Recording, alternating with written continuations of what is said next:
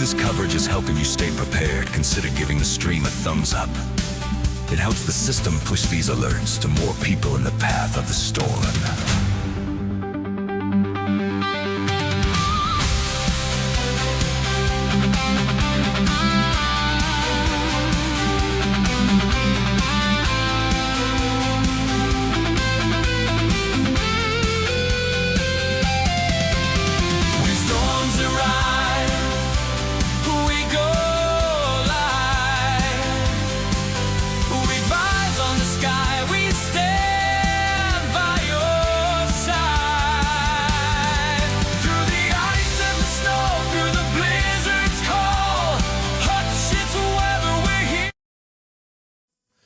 And everybody, we do have some active weather working its way through parts of southern Minnesota, off into parts of Wisconsin as well. The red area here, that is a tornado watch that's in effect with active tornado warnings in place as we speak. A thunderstorm watch near the Sioux Falls area. We have some thunderstorms rumbling through western parts of North Dakota that will become snow as we head into the morning for many areas.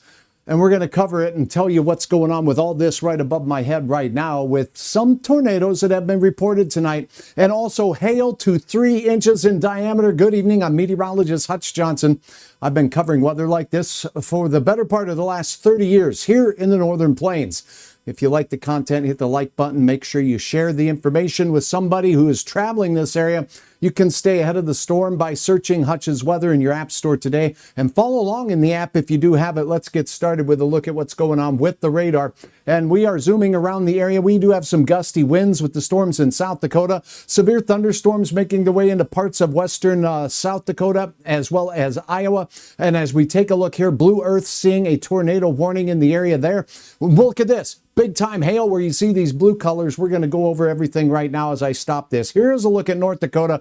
Couple of bolts of lightning out there west of Beulah, Bismarck. It's all heading in your general direction. New Salem, Sioux gets soaked. And all this moving to the north and the east as temperatures dip tonight. We'll see the conditions produce some snow shower activity. I'll have details in your forecast here and what you can expect. Now, as we look into the Sioux Falls area here, we do have a thunderstorm watch that has been issued by the Storm Prediction Center and the local National Weather Service offices.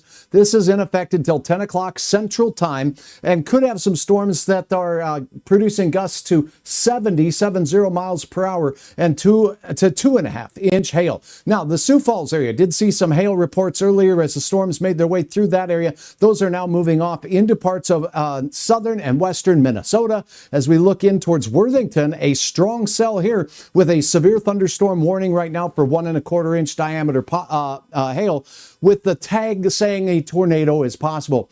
There is some rotation in this storm, and there's some rotation in the atmosphere not far from the warm front that's in the area. Down south near Sioux Rapids, as we go down here south of Spencer, we see the exiting storm system working its way off toward the Greenville area right now. 1.25 inch diameter hail is being produced. This storm is moving to the northeast at 25 miles per hour. So if you happen to be in the Greenville area, this storm may be impacting your neck of the woods right here in the coming minutes. Now, 3 funnel cloud reports here. Looks like tornado reports and funnel cloud reports just north of the Emmetsburg area. As you take a look at some of these reports here, the little icons just off to the west of Ringstead. Now, as you take a look at this, we did have a tornado that was reported at 6:50. Funnel cloud that was reported with that same storm as we went through the 6:44 time frame that must have touched down, and another report from 4 miles north of Emmetsburg as well. So active weather. That storm now off towards Sioux City and north of Lakota. It's heading off to the north and to the east right now, as you see. And we'll take a closer look at the storms producing the tornado warnings here momentarily. 1 inch hail from this storm moving toward the Sioux City area. Blue Earth and Elmore right now seeing a active tornado warning. So here we go. This is 1.5 inch diameter potential hail with the storm system. And again, this one is moving northeast at 14 miles per hour toward the Blue Earth and Frost areas as we speak. Now we'll go ahead and take a look at single site radar data here, and I'll pull up the very latest so we can look at where the rotation is with a couple, 1-2 tornado warnings in this general vicinity right as we speak. So let's go ahead and get to the latest radar. I'm looking at I believe it's the Sioux Falls radar here. I just want to double check and make sure that I have the closest radar. Let's go Twin Cities here now. Let's dive into that. Okay, so as the new radar data uploads here, here's a look at the storm near Blue Earth. Again, the area of pink and the area of flashing here, that is the area where we do have the largest hail potential with this storm. And this storm system here, if we take a look at the velocity inside, which the Doppler radar can do, it's a long, long ways away from the radar, but we do see some greens and reds next to each other, not far from the Elmore area. Taking a closer look, again, this storm moving northeast at 14 miles per hour means if you are in Blue Earth to Frost in particular, northeast movement, here's that rotation right near the bottom edge of this storm, moving in the general direction of Frost. Now, please be advised, this is way up high in the storm cloud. We're talking upwards of 1.5 miles up there near the Elmore area. So with this storm system working its way to the northeast, the rotation near the base of the cloud could be a little bit difficult to pinpoint, but it is moving in that general direction of the Frost area. Again, moving only at 14 miles per hour. I will go ahead and put a swath on this. So let me go ahead and do that for you here. Here's a look at that rotating part of the storm, moving north 14 miles per hour. There we go. And now let me see if I can move this out of the way. So it should be near the Frost area by 8:04 and 8:21 or so for Bryceland as it continues its trek off to the east. So that is a look at that particular storm cell there. Now let's move up to this one here, not far from Mapleton and Waldorf. Here we go, Minnesota Lake. As you see the reds and greens next to each other, the radar is located in Chanhassen, Minnesota. Greens motion towards Chanhassen, reds motion away. Newest scan just in as it's moving right over the Minnesota Lake area at this time. So what you're looking at here is where the rotation is the strongest, and this particular storm is making its way off to the east movement, 24 miles per hour for this storm. The warning is in effect until 8:15. If you are in the path of any of these storms, you should immediately seek shelter in an interior room on the lowest floor of a sturdy structure. And you want to put as many walls between you and this storm as possible to slow down debris and give you the best chance to survive such a storm as this. But if you are in the Minnesota Lake area, also moving out on Highway 30 towards Freeborn as well as Heartland and New Richland, those are the areas this particular storm is heading at this time. I will go ahead and give you a timeline of the movement of the storm moving east at about that 24 mile per hour clip. I'm going to make it move a little faster just in case it speeds up along its way. We're talking 8:11 by New Richland, and it should be nearing the Heartland area as well as Ellendale in Minnesota by between 8:15 and 8:32. Plenty of time there as that storm is moving right along the I-90 corridor. Here you see Albert Lee. Let me move the red box out of the way here. So clearing that manual track. Okay, so here's Albert Lee. Here is the I-90 corridor, and these tornado warnings are kind of boxing that in. Now, where is the threat? Where is the risk tonight? As you take a look at the watch box area here in red, you can see from the Fairmont area all the way through Rochester, Eau Claire, Wisconsin, as well as La Crosse, Wisconsin. That is where we have the activity. But right here, that's the warm front location. We have a lot of severe thunderstorm warnings going on right now. Hail is a major problem. And in fact, hail covering the ground, and it was deep enough to have plows out there, making that hail getting moved out of the way.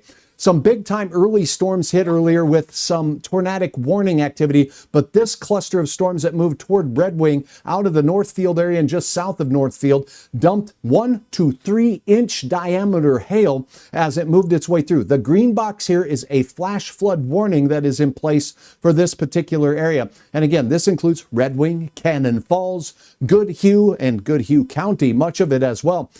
Belchester on towards Hayter and Westedo, as well as the Frontenac State Park and Central Point areas. So now, as we look off to the east here just a little bit, we see that in Wabasha here, we did have a funnel cloud sighted and reported by spotters out there 1 mile north of town.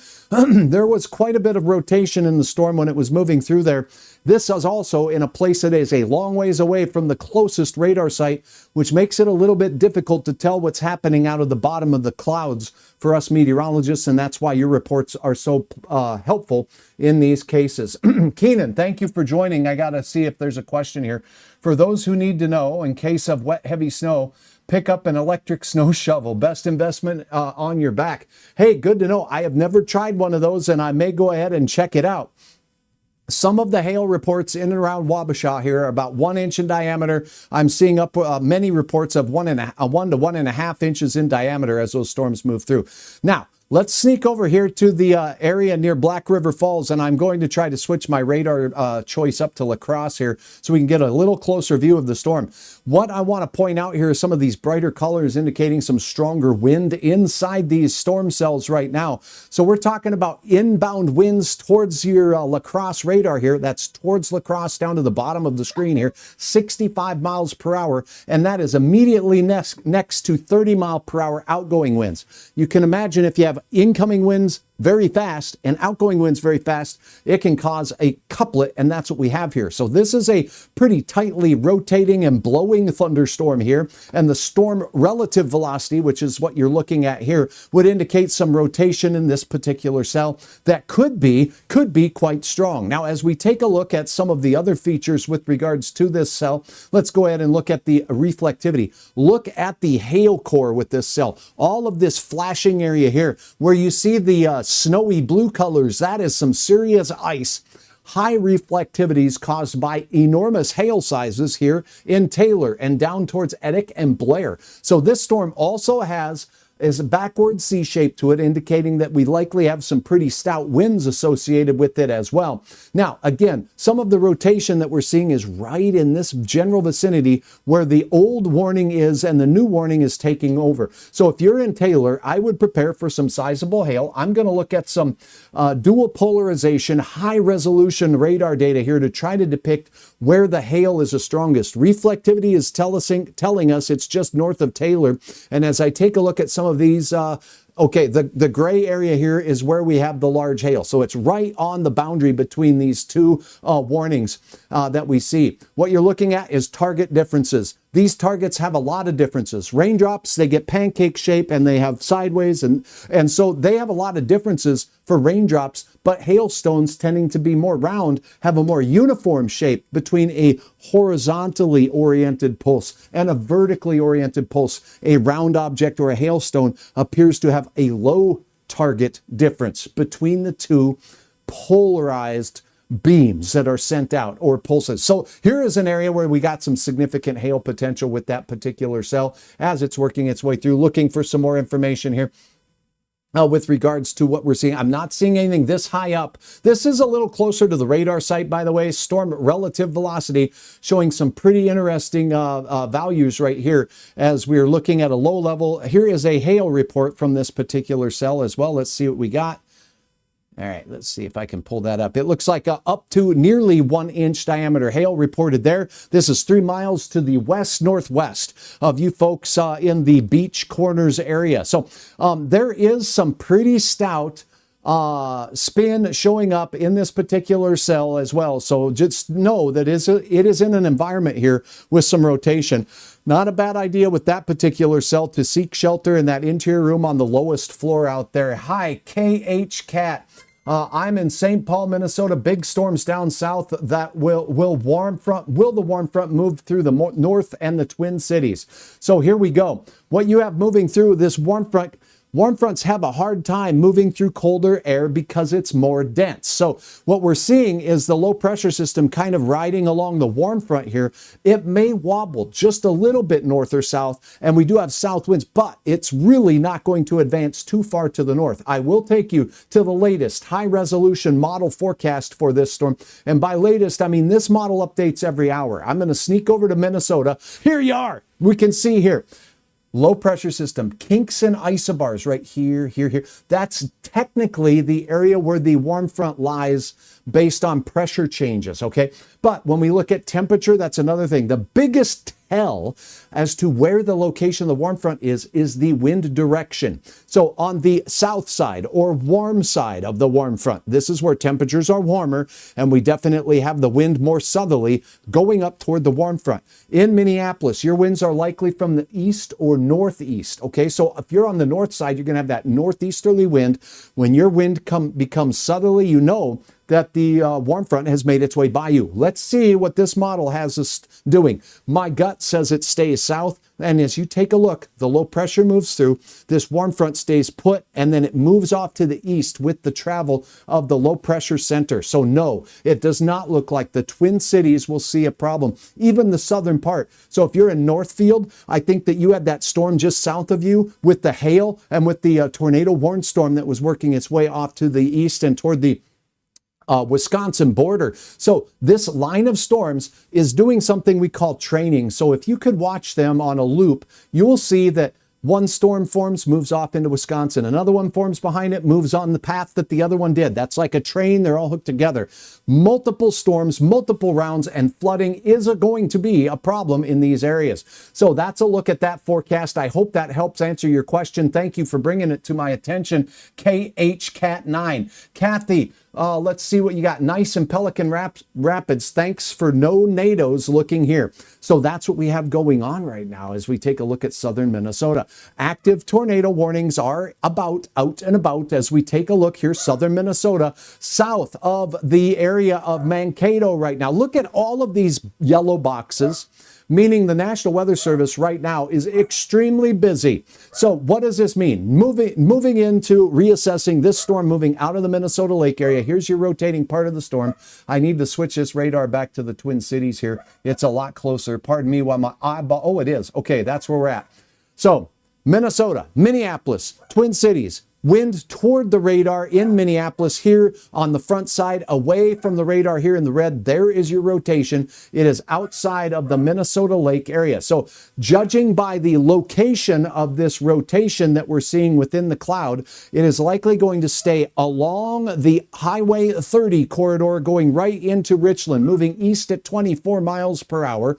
It's over rural portions of the county. If you're in Waldorf, this is going to be very close to you with the shear and the spin, and you're likely going to get inundated with very heavy rain on the north side of this, maybe even the hail. So as we take a look once again at the single site radar data, yepsy doodles, there is your pink, there is that hail core moving into that Waldorf area. If you are in Waldorf or north of Highway 30, the hail is serious business with this storm.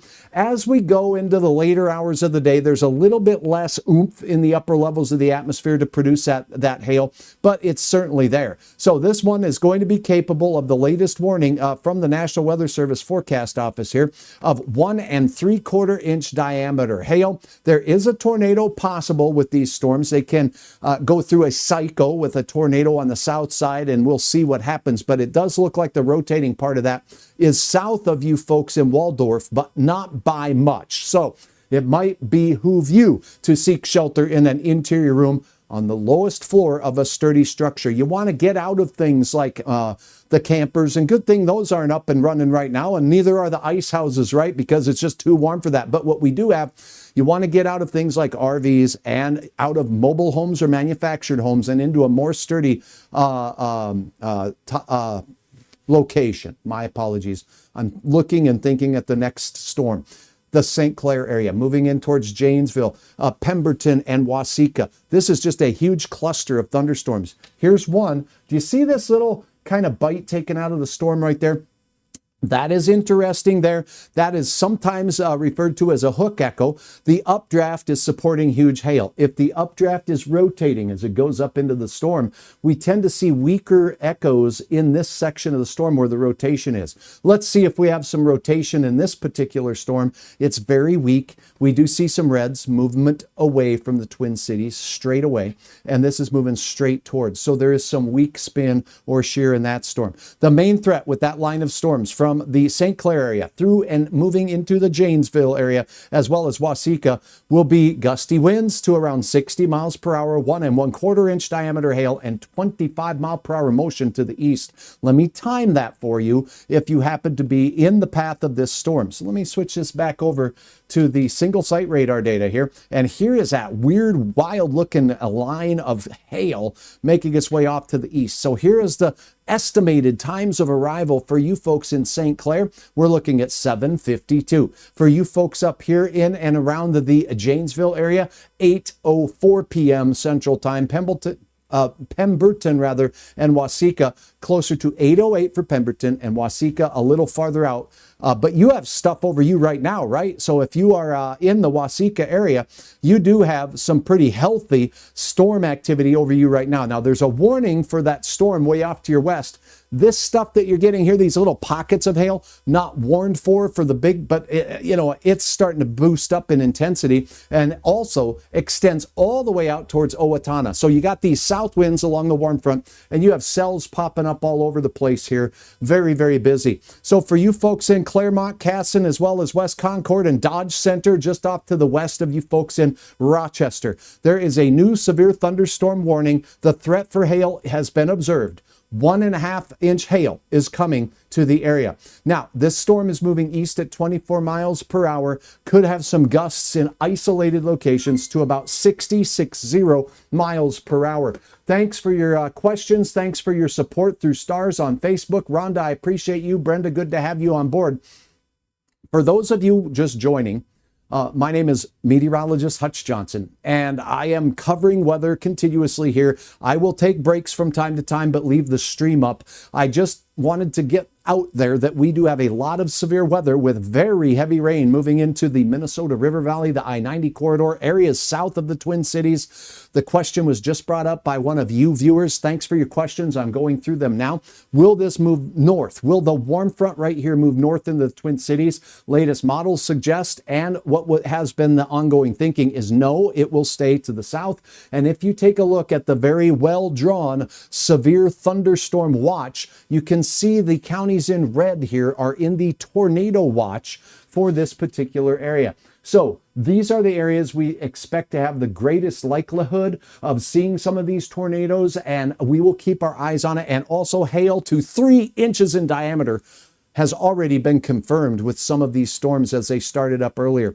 Cloud tops to 50,000 feet. That's new to us here for many months. We haven't seen clouds that tall, taller than Hutch Johnson by a long shot. Okay, so that's what we have going on right now. And as we zoom in just a little bit closer here, let's take a look at Black River Falls. We got a mean cluster coming your way. This is looking like a big old bowl of ice cream. You've got reds, you've got blues, you've got pinks here. This is the hail core that's moving right over the Hickston area right now. Here's Black River Falls, and this storm looks to be moving right into Black River Falls along the I-94 corridor right now. So if you are in parts of the I-94 corridor of Wisconsin, this storm is moving east at 39 miles per hour. So due east, you just saw that new scan come in. So this one is moving pretty quickly, and at 39 to 40 miles per hour, it will be in the Black River Falls area shortly. And see just a little finger of the hail core here, but a lot of hail here on the north side of the interstate. So let's go ahead and track that for you. Here is a look at the leading edge of this storm as working its way through the Black River area. And again, moving east, almost due east at 40 miles per hour. I'm going to buff it up just a little bit faster in case it decides to burp out some wind and the storm speeds up when it does said burping. So we'll bump it up just a little bit.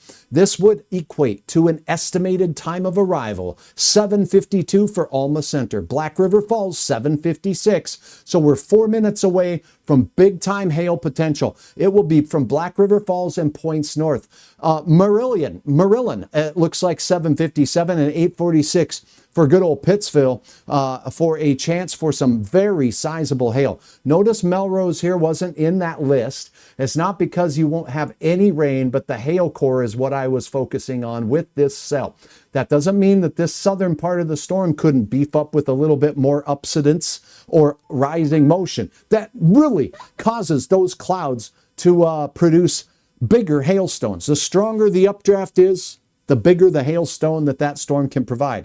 Here we've got a flash flood warning. This is Millador and on towards Edgar until 10:15 for enormous amounts of rainfall here causing flooding in many areas. Rib Falls, Hewitt, many cities, Spencer, Pittsville, Stratford, as well as Marathon. Looks like Vesper and Junction City, Rudolph, Arpin, many of these areas here expecting some flooding concerns. These storms extend all the way to Green Bay, and then they will be making their way and moseying over the big lake out there. All right, so that's a look at the picture here. Now, what about this risk across parts of South Dakota and Nebraska? Most of the storms have moved out of this area. I am not anticipating new development on the backside. These are all associated with that low pressure system now that's moving out. We did have a couple of thunderstorms that were a little stronger that worked their way through parts of South Dakota tonight. And as I switch the radar over here, we did have some, well, we're showing some thunder and lightning near Center, North Dakota here in Oliver County, not far from Beulah, not far from Hazen. The radar's taken its time loading up, but you can see we've had some active lightning here. Nothing here that will be severe, but overnight, Hutch is thinking snow. Let me go and take a look at the snow chances for our neighbors in North Dakota, and let's talk about this. Overnight, we have rain on the forecast, and as we move through the overnight hours, that's going to mix with and change over to some snow. Here's a look at the hour-by-hour forecast on that as we track the future radar. Here's your rain showers moving up into the Bismarck area now, and allow me to go back. Well, I'll just go back through this in the overnight hours. So here we go. As we go towards midnight, it's rain shower activity. The thunder and lightning chances decrease. As we go overnight, the temperatures drop. After midnight, nothing good happens after midnight. And tonight, that includes weather. A mix. That's what the pink means. And then just flat out snow. As we take a look at areas up here in northern parts of North Dakota, you're talking north of Highway 200, along Highway 2. There's Devil's Lake right there, right up into Walhalla, Langdon, North Dakota, Candu, North Dakota. If you're in Rolla, you're really close to this as well. And this is by the time we get to about 4 a.m. That's going to lay a bunch of schmutz on your road surface as you head into the morning drive. And here goes, moving right up into areas north of Grand Forks toward the Pembina border crossing, here into Kitson County, Minnesota. For you folks in Hallock, if you happen to be in Grafton Park River, a chance of some flaky goodness working its way in towards you. Sneaking up toward the northwest angle in Lake of the Woods County as it works its way off into Canada. So again, track it, snow after midnight and probably closer to about 2 in the morning. And after that, boom. How much snow do you know, Hutch? What do you know? Let's take a look at this latest model, and I'll get you a look at how much snow you might be slushing through. 1 to 3 inches of snow along the track of the storm as it works its way through. Thanks for the storm updates, Hutch. You're welcome, Greenbrier. Appreciate it. Holly Waddle, I appreciate your frequent and thorough updates for our part of the world, which often gets flown over by other forecasters. Wow, that's real kind words. Thank you very, very much. If you do have a question, I welcome them here. Gary says hello from Tomahawk, Wisconsin. Hopefully all that falls apart before it gets our way. We had a confirmed tornado around Jump River and Kennan, Wisconsin area. So we have had some very active weather across the region for tonight. That is for sure. Back to the radar we go. Let's go ahead and take a look here. The radar data never did load up. Let's go back to the Twin Cities area. 1, 2, 3 active tornado warnings. A number of severe thunderstorm warnings in yellow. A tornado watch until 10 o'clock. It's now 8 o'clock. Now, as you take a look at this warm front isn't going anywhere overnight, and it does have enough energy to maintain some strong thunderstorm activity with very heavy rain as we go through the overnight hours. I'm going to pull up another radar. Pardon me while my eyeballs wander here just a bit, and I'm going to look at this one here. And let's see. Okay, I got to move that around just a pinch. What I'm doing here is I'm going to plot a couple of other things, and I want to go over some flood warnings in North Dakota. What you see here, North Dakota, Northwest Minnesota, the blue boxes, a discussion from the National Weather Service saying, watch for some heavy snow in these areas. If you happen to be traveling to work in the morning, Devil's Lake, Grand Forks points north, and places north of, say, Donaldson, as well as Carlstad in your area, that you could have some snow and some slush on the roads. Have Hutch's weather app handy, okay? If you haven't downloaded it yet, you can visit my website anytime. There's a button right at the top that says download the app. Go there. It is free, and it has all area road reports on it for every state. You go there, you turn the cameras on, and you'll get to see what you're driving through. Now, on this, we can see that we do have problems across the region. Flood warnings are in green here, so we have numerous counties and areas not far from Wausau, more flooding going on all the way out towards Green Bay, and the storms are just getting to your area. You will likely see problems as well.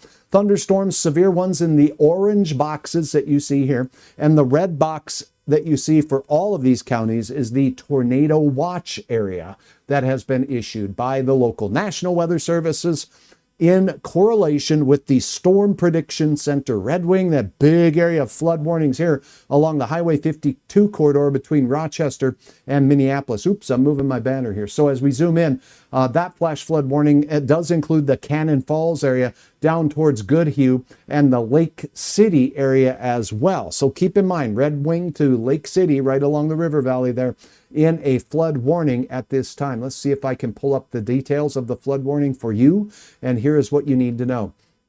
Number one, radar indicated flooding. That means that the radar depicted heavy rainfall over several inches. Flash flooding, small creeks, streams, urban areas, highways, and underpasses, and low-lying areas or water crossings. So if you're driving at night, make sure you know the terrain, because low water crossings are one of the most dangerous things when it comes to these flood warnings. Okay, so here we'll take a look at the tornado warning that does continue. This is for the New Richland area. Let me make sure that the radar is on the right radar site here for me. That looks pretty good. Let's go ahead and switch it over. Okay, pardon me while my eyes wander here. What we will do is we'll take a look at the estimate of radar. Storm total precipitation estimates. Okay, so now we're looking in and around the area around the Sioux Falls radar. And the Sioux Falls radar has estimated rainfall amounts here. And let me go ahead and pull my little crosshairs up. You can see right behind my back, well, you can't see very well, around 3/4 of an inch to 2.5 inches of rain in some areas estimated by Doppler radar. Along Interstate 90 and points south, we have a very healthy dose, 1 to 2 inches of rain that fell right here, inclusive of northwest parts of Iowa into southwest Minnesota, south of Mankato. Now we'll have to go to another radar site here to pick up the rainfall estimates from near and around the Twin Cities. And now take a look inside this box, the flood warning that is in effect for you folks in Lake City. The rainfall estimates here, if I turn on my little sneak a peeker here, we're talking 3 to 4 inches of estimated rainfall along this band. Halfway between Zumbrata as well as the Cannon Falls area. So big time rainfall estimates, and those carried themselves all the way in toward Lake City, where you can see that we have 3.16 to 4-inch estimates of rainfall in that particular area. So a lot of rainfall near St. James and points south, 1 to 2 inches there.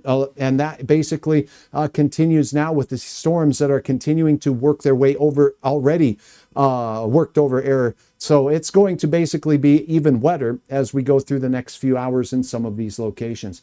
And in Wisconsin, allow me to sneak a peek at a different radar site here. We'll go to La Crosse and take the southern chunk of Wisconsin. Here's the La Crosse estimates of rainfall. You go down south of Eau Claire here, and we've got 2 to 4 inches, 2 to 4 inches in this swath that cross the Highway 10 corridor and the Interstate 94 corridor. In near Nillsville out here on Highway 10, 1 to 2 inches of estimated rainfall there. And now what's moving through Stevens Point is 2 to 3 inches of rain as it moves off into the general vicinity of Shawano out there to the east. So that is what we have going on. A lot of very wet rain making its way through, and another tornado warning. Let's go ahead and check up on this storm here in and around the Spencer area in Iowa. So let me turn on the closest radar data that I can find here. Let's go here. Kind of in no man's land here, a little bit in between radar sites. Let's go to Sioux Falls. We can double Doppler this one just because it's so far away. We're going to have to use data from multiple sources. Let's go in and take a look at the velocity, high res, storm relative velocity. Reds next to greens is what we're looking for. And we have some couplets here. This is way high up in the atmosphere, well over 1.5 miles up there, and we're talking about some spin in the storm that's shown at elevation. Now let's see if this is a Doppler indicated radar or it's an observed tornado. So this is an observed tornado, reports of a tornado on the ground, ping pong ball size hail or 1.5 inches in diameter. Flying debris will be dangerous. You'll need to be seeking shelter in the path of this storm in the lowest floor of a very sturdy structure. Get out of things like mobile homes, manufactured homes, RVs, and please seek shelter at your earliest convenience. This storm is making its way off to the east at 35 miles per hour, and the warning is for Palo Alto County in northwestern Iowa in the southwestern quadrant or portion of the county. So, damaging winds, a confirmed tornado located over Webb, 14 miles southeast of Spencer. So we'll go ahead and utilize some of that data along with what we got, 14 miles southeast of Spencer.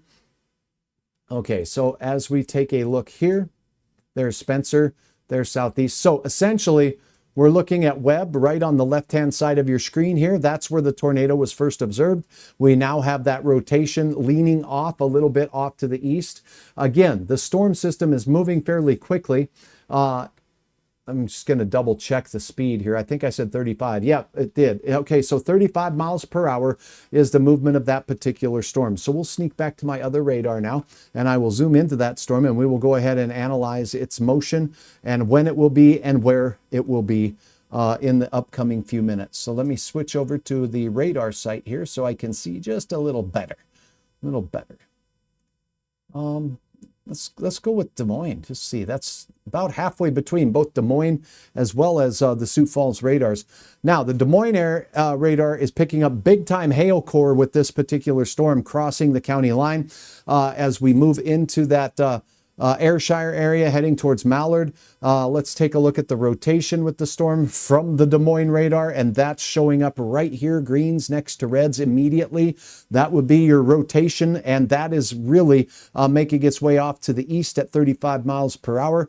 I will draw a line through this whole rotating section of the storm here, moving east 35 miles per hour. We'll put it near the Ayrshire area by 8:09, 8:15 for Curlew, as well as Mallard by 8:21. And it looks like Cylinder, it will be in your park near around that 8:30 time frame. So now is the time to seek shelter as this storm moves east through the area and out towards Algona by 9 p.m. tonight. So a tornado, oh, there comes the report, was reported by making contact with the ground 2 miles to the northeast of Webb, and that happened just moments ago at 7:50, about 15 minutes ago. So that is a look at the track of that particular tornado-warned storm. It's going to be moving into the area south here of the Emmetsburg area that did see some tornadoes just north of town earlier. So moving into some area that's already been impacted by storms as well. All right, so as you go in towards Algona, I'm looking at the velocity display here to highlight any areas of greens and reds next to each other.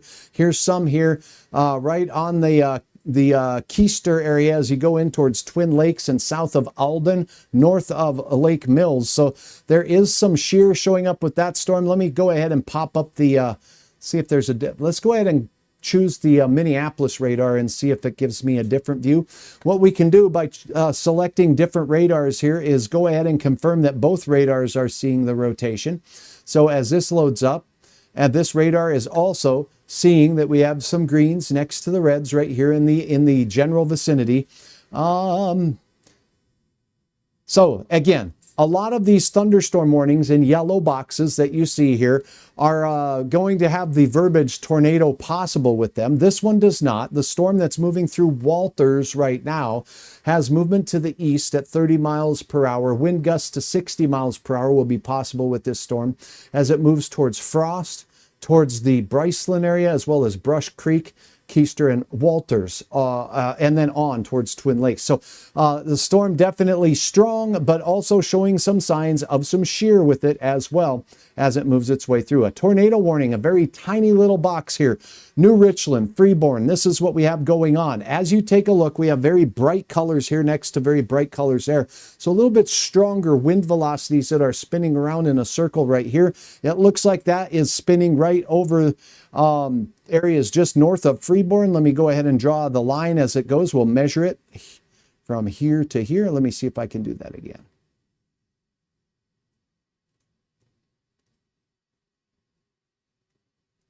Well, it's not letting me measure right now, but I'm going to have to deal with that. So that's where the shear is showing up in this one. If I take a look at the National Weather Service's text from this particular warning, it says it's a tornado warning. It's a radar indicated one, 1-inch hail. And it's moving off to the east at 24 miles per hour. Based on radar data and the spin being right in this vicinity, we'll go ahead and clock this one for you, timing it and letting you know that if you are in areas near Freeborn to Heartland, moving at about 25 miles per hour. Let's see if I can go out that far. That's about as close as I can get before my computer stops going off screen. Freeborn, 812. The Heartland area, 820. So you got about 12 minutes or so before you have that tornado in your area. Now is the time in Heartland. Now is the time in New Richland to be seeking shelter. Again, if you happen to be at home and you're in an apartment building, the lowest floor is best. Sometimes during a tornado watch, I recommend people make acquaintances with their neighbors and say, if a tornado warning is, I live on the upper floor, is there room here that we can bring the game board over and come hang out with you in a safe place? And then you want to get to a room with no windows to stay away from the threat of these storms as we go through the night.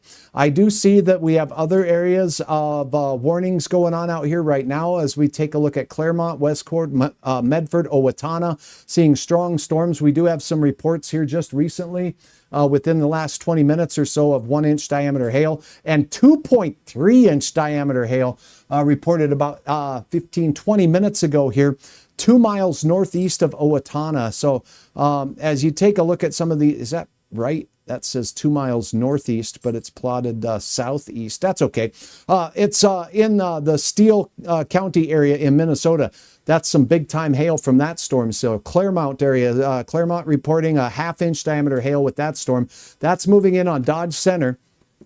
And along this leading edge of the storm here, you got greens next to reds. Not necessarily, in this case, showing spin.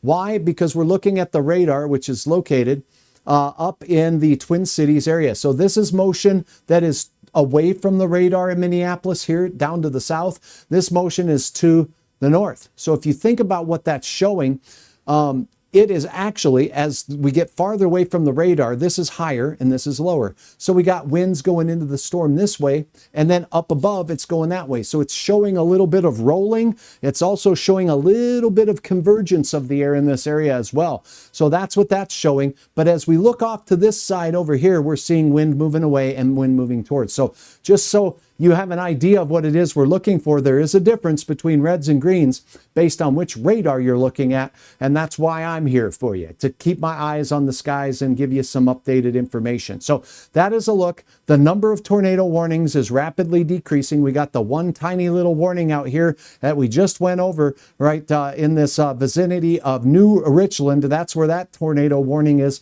And look at that. It's moving right towards New Richland at this particular time with the greens and the reds right here still showing spin in the central part of this polygon warned area. So if you're in New Richland, the rotating part of this storm is making its way right into your general vicinity. See if there's some other things that tell me anything about this storm here. I'm just looking at some digits along with the storms right now. So no, that's good enough. Okay, so that's what we have going on in that area. It's all staying south of the Twin Cities. I do want to reiterate the fact that I do think, we did talk about this, but I thought that Sioux Falls was done. I do think that we're just about done here in parts of northwesternmost Iowa, southwesternmost parts of Minnesota. These storms have been training and building and moving off, but as the low pressure center at the surface moves off to the east, so will go our chance for storms as we go into the evening. Now, we do have a tornado warning moving in towards areas near Olathe, and this is in Kansas here, west of Kansas City. So as you take a look at Ottawa here, we do have a 1 mile north of Ottawa. A tornado was reported by a spotter here about a half hour ago.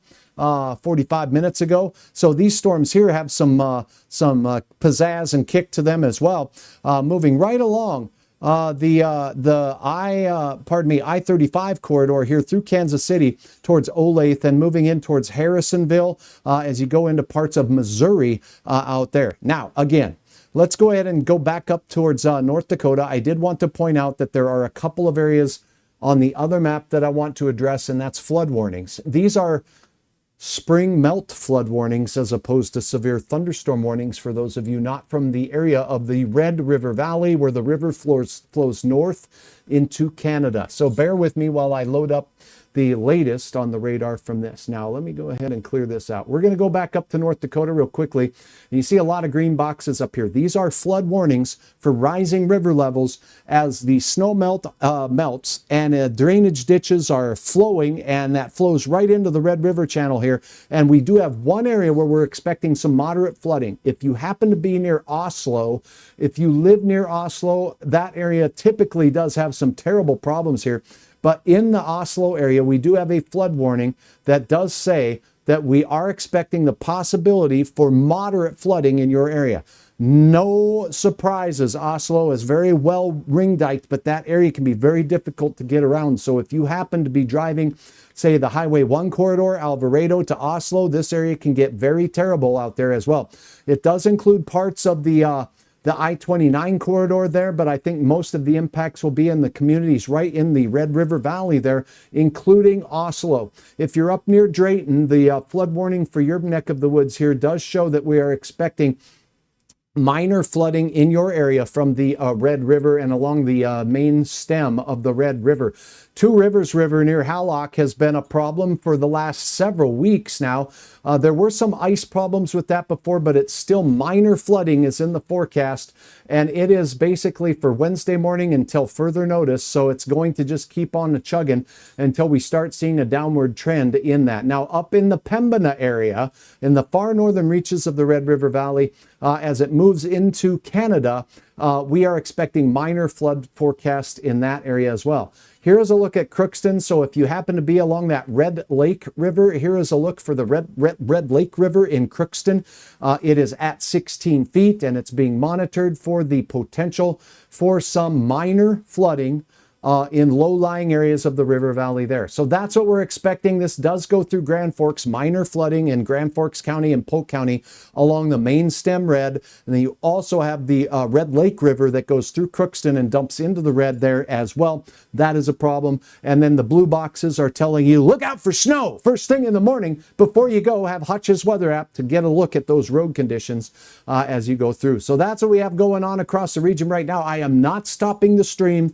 I will be here for you. Let me double check any questions that we may have, and then I will be right back with coverage here. Let me see. Jameson, thank you for your support of Hutch's Weather right here on my YouTube page. If you like the video, please hit the heart, pass it along, share with friends.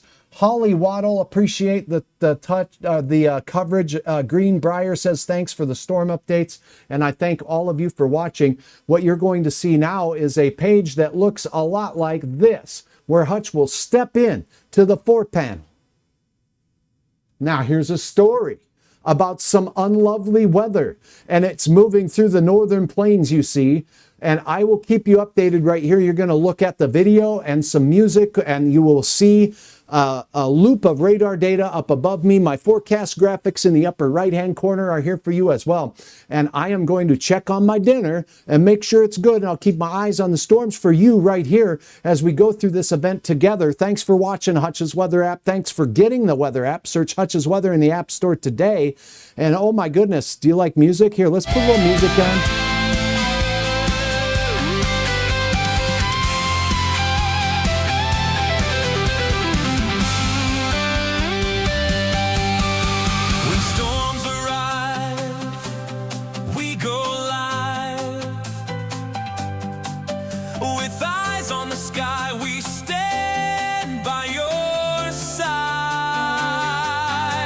Through the ice and the snow, through the blizzard's call, I'm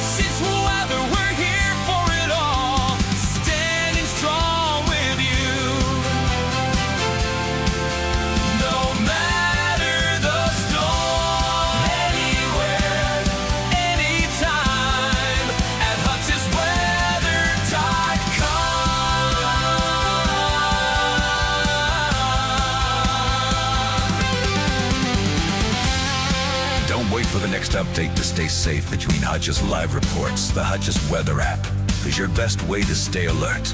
Grab it now and never be caught off guard by the changing weather. If this coverage is helping you stay prepared, consider giving the stream a thumbs up.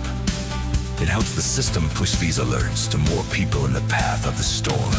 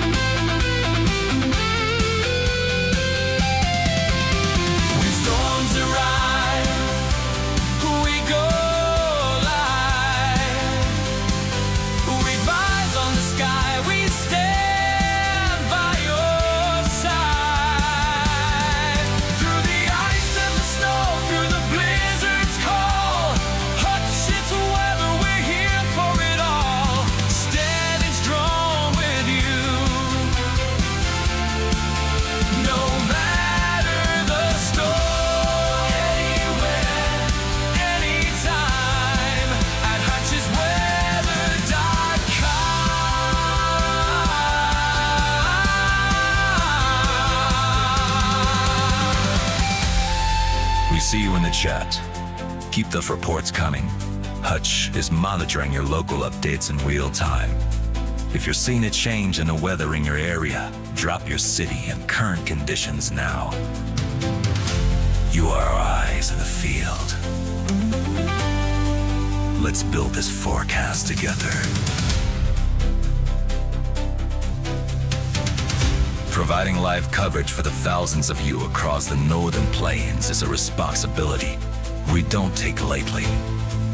Thank you for trusting Hutch's weather. Grab a quick refill. Take a second to share an update from your neighborhood in the chat. And we'll be right back to continue monitoring these developments together. Your safety is our mission. When storms arise, we go live with eyes on the sky. We stand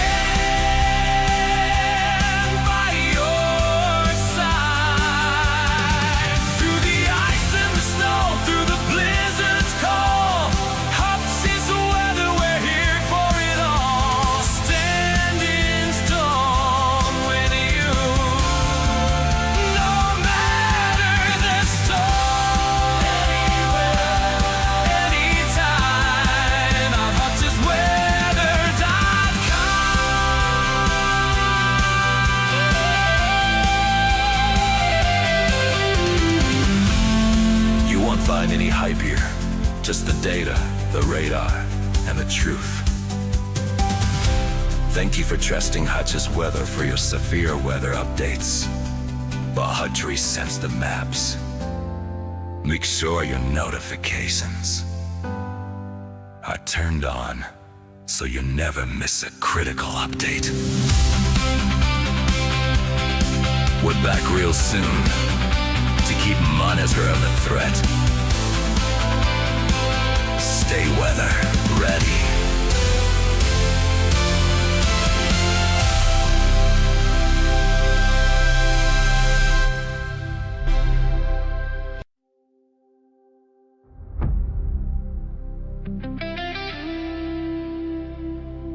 You're watching Hutch's weather live. We're taking a quick breather. While Hutch prepares the next data sweep, check in from your neck of the woods in the chat. Let us know what you're seeing out your window. It's how we stay weather aware together. Stick around. Hutch is back in a moment to take your questions and track the latest alerts.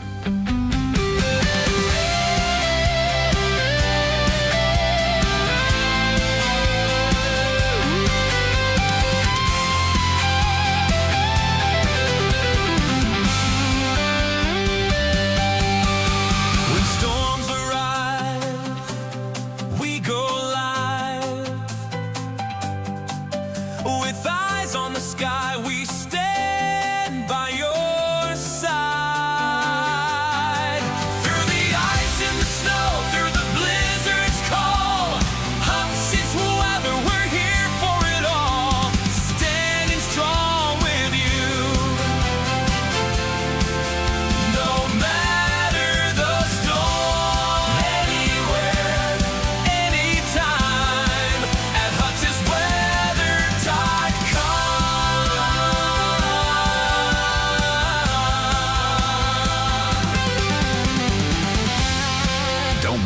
next update to stay safe between Hutch's live reports. The Hutch's weather app is your best way to stay alert.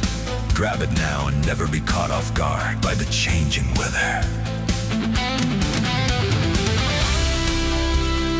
If this coverage is helping you stay prepared, consider giving the stream a thumbs up. It helps the system push these alerts to more people in the path of the storm.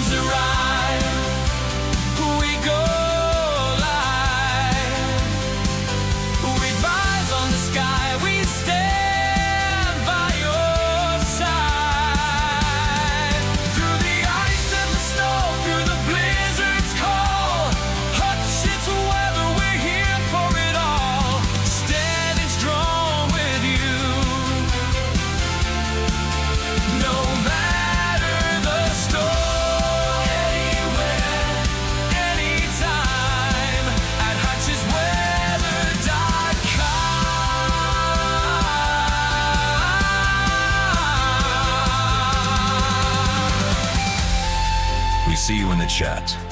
Keep those reports coming. Hutch is monitoring your local updates in real time. If you're seeing a change in the weather in your area, drop your city and current conditions now. You are our eyes in the field. Let's build this forecast together. Providing live coverage for the thousands of you across the northern plains is a responsibility we don't take lightly. Thank you for trusting Hutch's weather. Grab a quick refill, take a second to share an update from your neighborhood in the chat. And we'll be right back to continue monitoring these developments together. Your safety is our mission. When storms arise,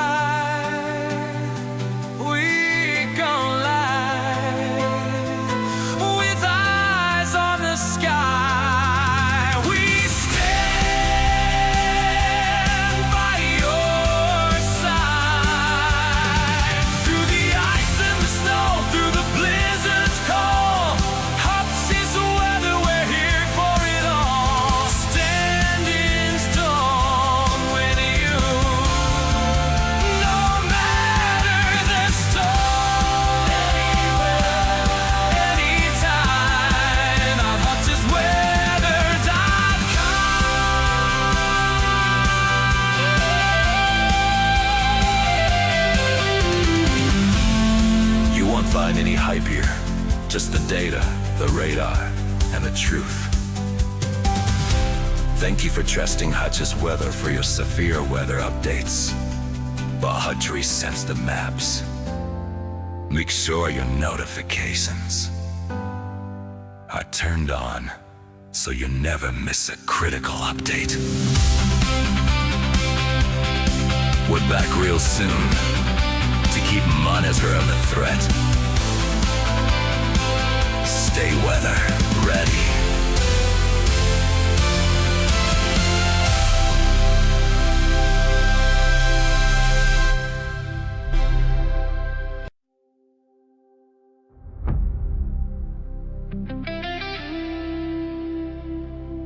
You're watching Hutch's weather live. We're taking a quick breather. While Hutch prepares the next data sweep, check in from your neck of the woods in the chat. Let us know what you're seeing out your window. It's how we stay weather aware together. Stick around. Hutch is back in a moment to take your questions and track the latest alerts.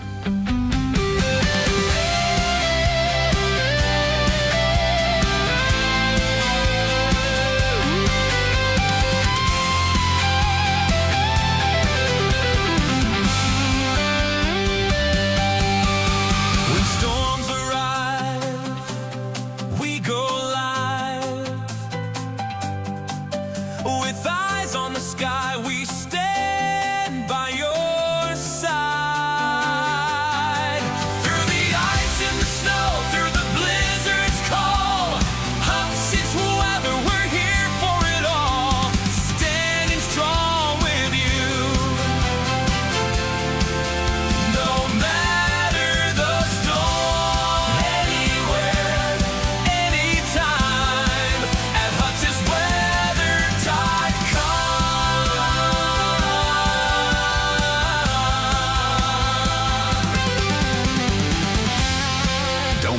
next update to stay safe between Hutch's live reports. The Hutch's weather app is your best way to stay alert. Grab it now and never be caught off guard by the changing weather. If this coverage is helping you stay prepared, consider giving the stream a thumbs up. It helps the system push these alerts to more people in the path of the storm.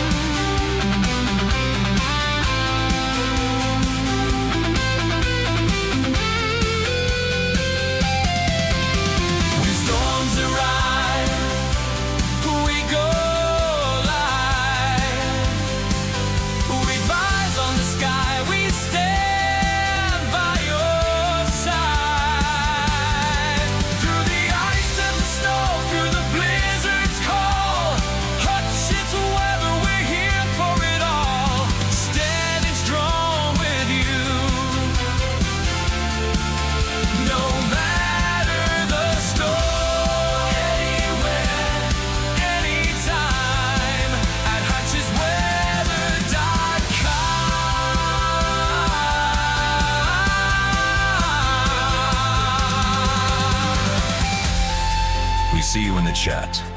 Keep the reports coming. Hutch is monitoring your local updates in real time. If you're seeing a change in the weather in your area, drop your city and current conditions now. You are our eyes in the field. Let's build this forecast together. Providing live coverage for the thousands of you across the northern plains is a responsibility we don't take lightly. Thank you for trusting Hutch's weather. Grab a quick refill. Take a second to share an update from your neighborhood in the chat. And we'll be right back to continue monitoring these developments together. Your safety is our mission. When storms arise, we gon' light with eyes on the sky. We stand by your side through the ice and the snow, through the blizzard's call. Hutch's weather, we're here for it all. Standing strong with you, no matter the storm. Anywhere, anytime, on Hutch'sWeather.com. You won't find any hype here. Just the data, the radar, and the truth. Thank you for trusting Hutch's weather for your severe weather updates. But Hutch resends the maps. Make sure your notifications are turned on so you never miss a critical update. We're back real soon to keep monitoring the threat. Stay weather ready.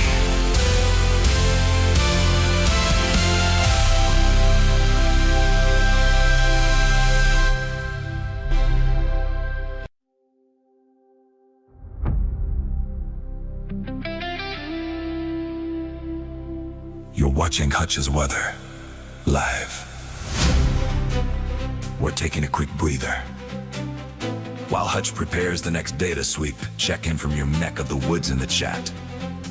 Let us know what you're seeing out your window. It's how we stay weather aware together. Stick around. Hutch is back in a moment to take your questions and track the latest alerts.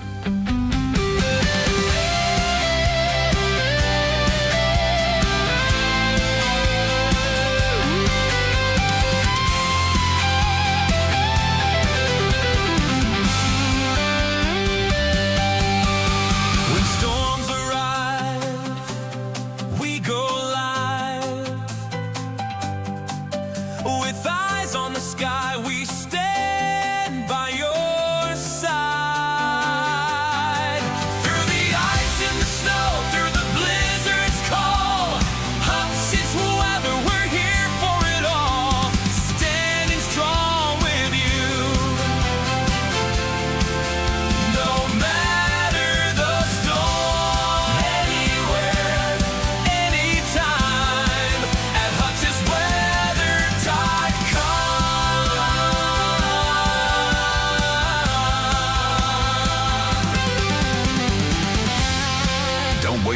update to stay safe between Hutch's live reports. The Hutch's weather app is your best way to stay alert.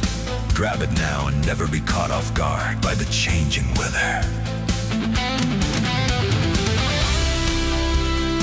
If this coverage is helping you stay prepared, consider giving the stream a thumbs up. It helps the system push these alerts to more people in the path of the storm.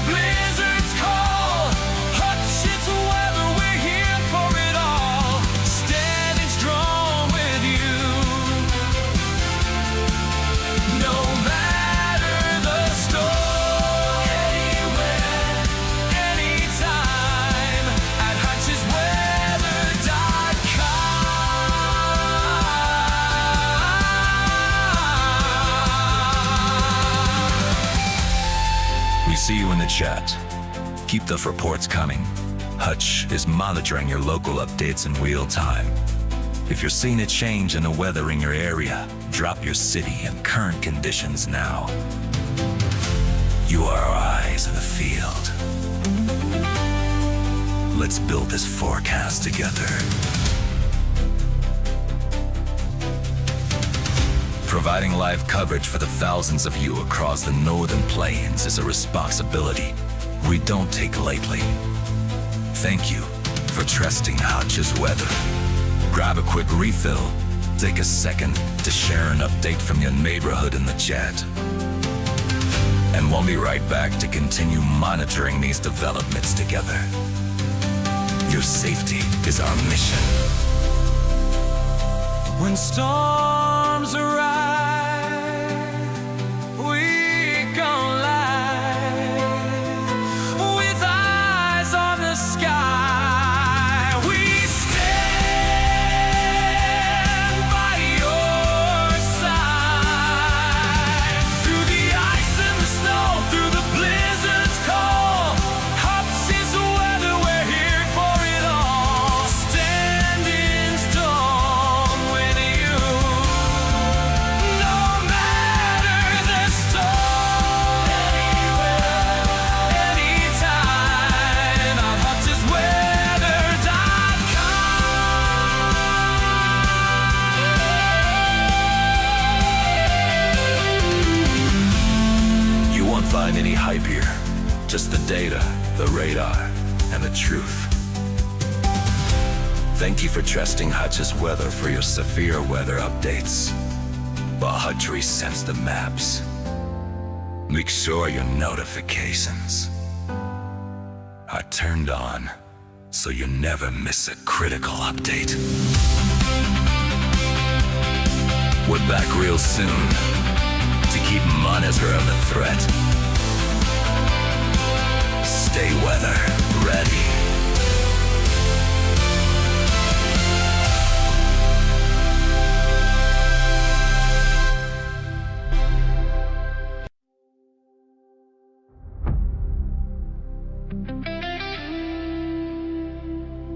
You're watching Hutch's weather live.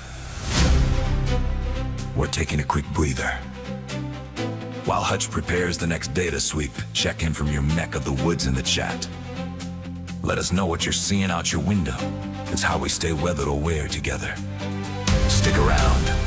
Hutch is back in a moment to take your questions and track the latest alerts.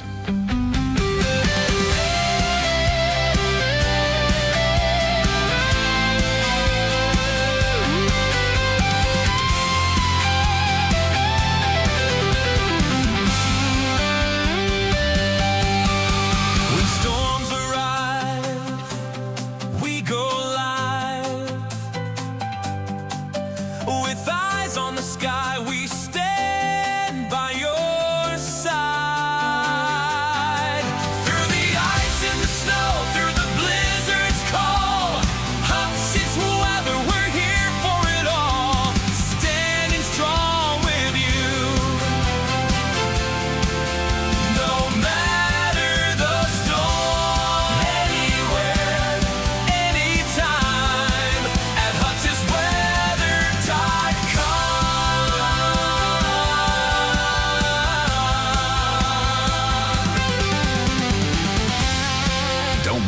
next update to stay safe between Hutch's live reports, the Hutch's weather app is your best way to stay alert. Grab it now and never be caught off guard by the changing weather. If this coverage is helping you stay prepared, consider giving the stream a thumbs up. It helps the system push these alerts to more people in the path of the storm.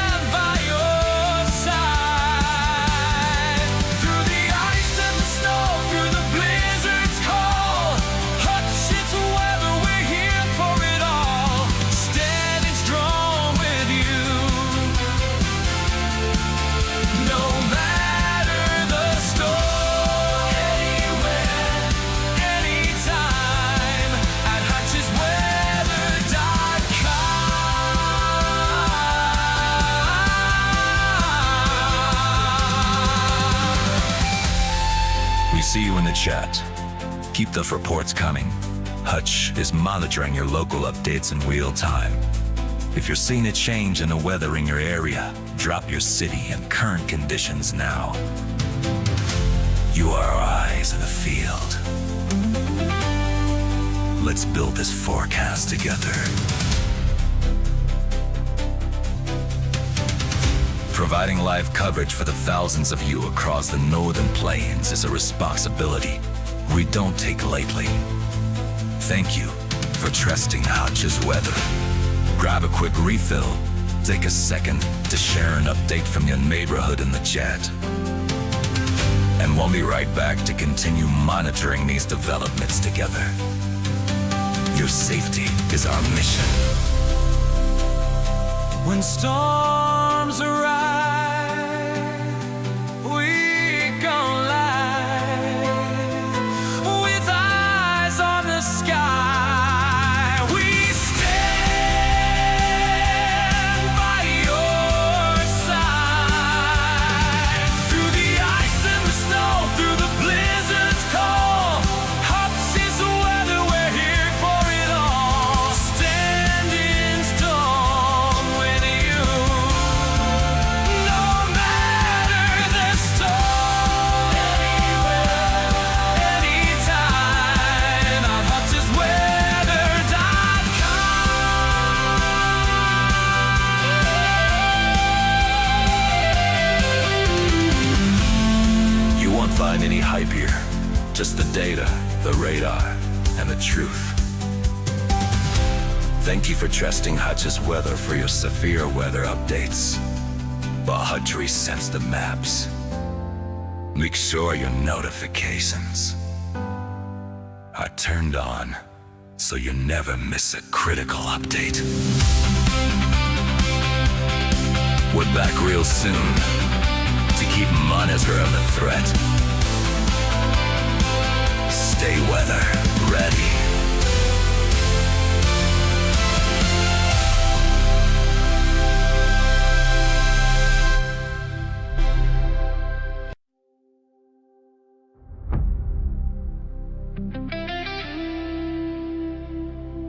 You're watching Hutch's weather live. We're taking a quick breather. While Hutch prepares the next data sweep, check in from your neck of the woods in the chat. Let us know what you're seeing out your window. It's how we stay weather aware together. Stick around. Hutch is back in a moment to take your questions and track the latest alerts.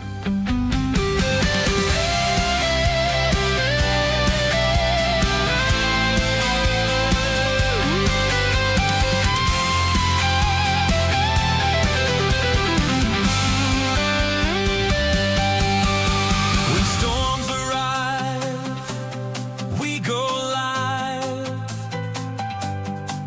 With eyes on the sky, we stand by your side. Through the ice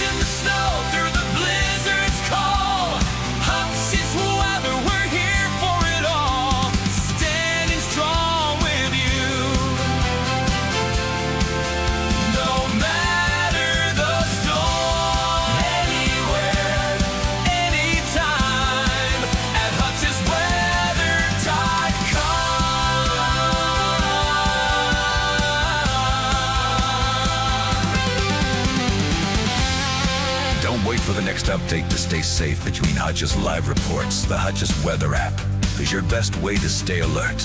Grab it now and never be caught off guard by the changing weather. If this coverage is helping you stay prepared, consider giving the stream a thumbs up. It helps the system push these alerts to more people in the path of the storm.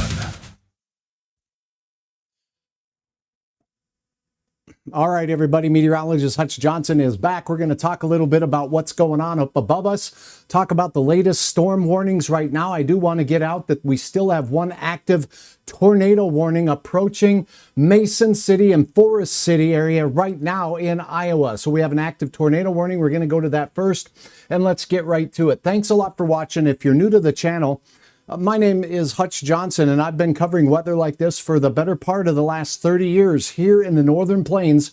And much of that was spent as a chief meteorologist in broadcast television, and now I'm streaming right here. Let's get right to the details, but I'd sure love your support, either through likes of the video or even a subscription to my YouTube channel. All right, here we go as we take a peek now at what's going on with regards to our single site radar data right here, Forest City, a tornado warned storm. It's a radar indicated storm where you see the reds and the greens next to each other, not far from Crystal Lake is where we have that rotation. So that storm warning is, the details from the National Weather Service say that it is making its way off to the east at a clip of about, let me see here, 45 miles per hour. That's a fast mover out there. And you can expect dangerous conditions with gusty winds and flying debris. So you want to get to your shelter in a sturdy structure. Make sure you're getting to the lowest floor of a sturdy structure that's not a mobile home, not a manufactured home. If you have a basement, that's great. If you don't have a basement, that could be okay, but you want to make sure that the structure you're in is attached to the foundation, a stick home. Put as many walls between you and the storm and get down low. Think of maybe a hallway where there's no windows in that room in the hallway, and maybe there's a closet, and then the debris has to go through more walls to get to you. Walls offer protection. Now let's go ahead and track this storm a little bit and show you where it is heading as we go through the next little bit. At 40 miles per hour, that system will be making its way right towards Forest City. So there is a rotation, and there is Forest City. And now I will go over the details and track this here in just 1 second. But right now we have flood warnings all over the place. From parts of eastern Minnesota all the way through central and southern and now eastern parts of Wisconsin from these storms dumping copious amounts of rain. We also have a tornado watch in effect down near Kansas City with active tornado warnings there. Let's go over your forecast. So if you're joining me right now, drop a comment in. If you have a question, I will be addressing those momentarily. You are looking at a loop of forecast information for what is expected to happen tonight. I'm going to pause this and we're going to set this into motion now. As we go through the 11 o'clock hour, most of the thunderstorm activity sweeps down into southeasternmost parts of Minnesota and much of Wisconsin. Now, as you take a look at this line, this model is picking up on a pretty ominous collapse of this thunderstorm complex, causing these backward C shapes and bow echoes, which would indicate very gusty winds. And the motion that they have between midnight and the morning hours means this windy bag of storms will be blowing in the general direction of Madison, Rockford as you go down into Illinois, as well as Beloit here in Wisconsin and off towards Milwaukee. Scattered showers, and look at the rain continuing through the 1 a.m. time frame across Wisconsin as the storm exits finally down into northern parts of Illinois. Now, as it does so, we could still see stout storms. The hail potential will drop from now, where we're expecting some storms have 2, maybe 3 inches diameter hail, to around an inch or so. But wind gusts overnight could exceed 60 miles per hour with these storms. The main leading edge of the line as it approaches Grand Rapids will start losing strength. Now, in the upper left-hand corner of your screen, if you're viewing from North Dakota, well, Hutch's home base and other areas across the Northern Plains. Look what's going on first thing in the morning at 4 a.m. Where'd this come from? Thunderstorms in and around Bismarck tonight are going to continue to meander their way through with isolated lightning. Notice in the Devil's Lake Basin and the Highway 2 corridor, we start getting cold enough to mix some of that with, well, freezing rain and some snow. Now, as that takes place and we go a little bit closer So after 1 a.m. is when the best chance at some slippery precipitation will begin falling from the sky. And it becomes more widespread in the form of snow and some areas of ice. First thing in the morning, this is 5 a.m. There will have been some accumulating snow by this hour from Rugby through Candu, through Devil's Lake. You folks in Minnewacan and out towards Maddock, as well as off to the east, not far from Michigan City here in Nelson County, and sneaking all the way through you folks in Park River, Grafton, and the I-29 corridor as we go through the 5 a.m. time frame. Now, this system will continue tracking off to the east into northwest Minnesota. Grand Forks, unfortunately, as you're heading out to work, you're in the mix for some mixed precipitation. Likely in the lower terrain of the Red River Valley here, we'll see a few more areas with just the wet roads, but do be cautious and give yourself extra time. This is going to leave a layer of very slushy snow through the northern plains. By 7 a.m., you see it moving through Roseau County. So if you are in Greenbush, War Road, Carlstead, on down out towards Donaldson, Warren, all the way out towards Grigla, we'll have these showers of snow working their way through your region as we go through the morning hours, and then it sneaks up into parts of Canada. Yes, there's a chance on Lake of the Woods at seeing some appreciable snow. And just so we can get to it, here's a quick look at your snowfall forecast. Precipitation, liquid equivalent, 1/10 to 1/2 of an inch. And that means if you melted down the snow and added the water in a rain bucket, you're going to get about that much moisture out of that system as it works its way through. Surrounding it, a few hundredths, at best, maybe 1/10 of an inch. But in this pocket, the snow pocket, the cold pocket, not the hot pocket, it's the pocket where the flakes will fly. 1 to 2 inches of snow will be in that track, and then it tapers off as we get into the mid-morning hours with temperatures warming just a pinch out there. A few tenths of an inch of slushy nonsense will be greeting you as you get out the door. Your hometown forecast here in the Northern Plains looks like the warm weather confined to the south. In the morning, we'll see some 40 to near 50 degree readings there. That does also include you folks in Iowa, Wisconsin, as well as parts of southeastern Minnesota. Look at the north where you see the blues.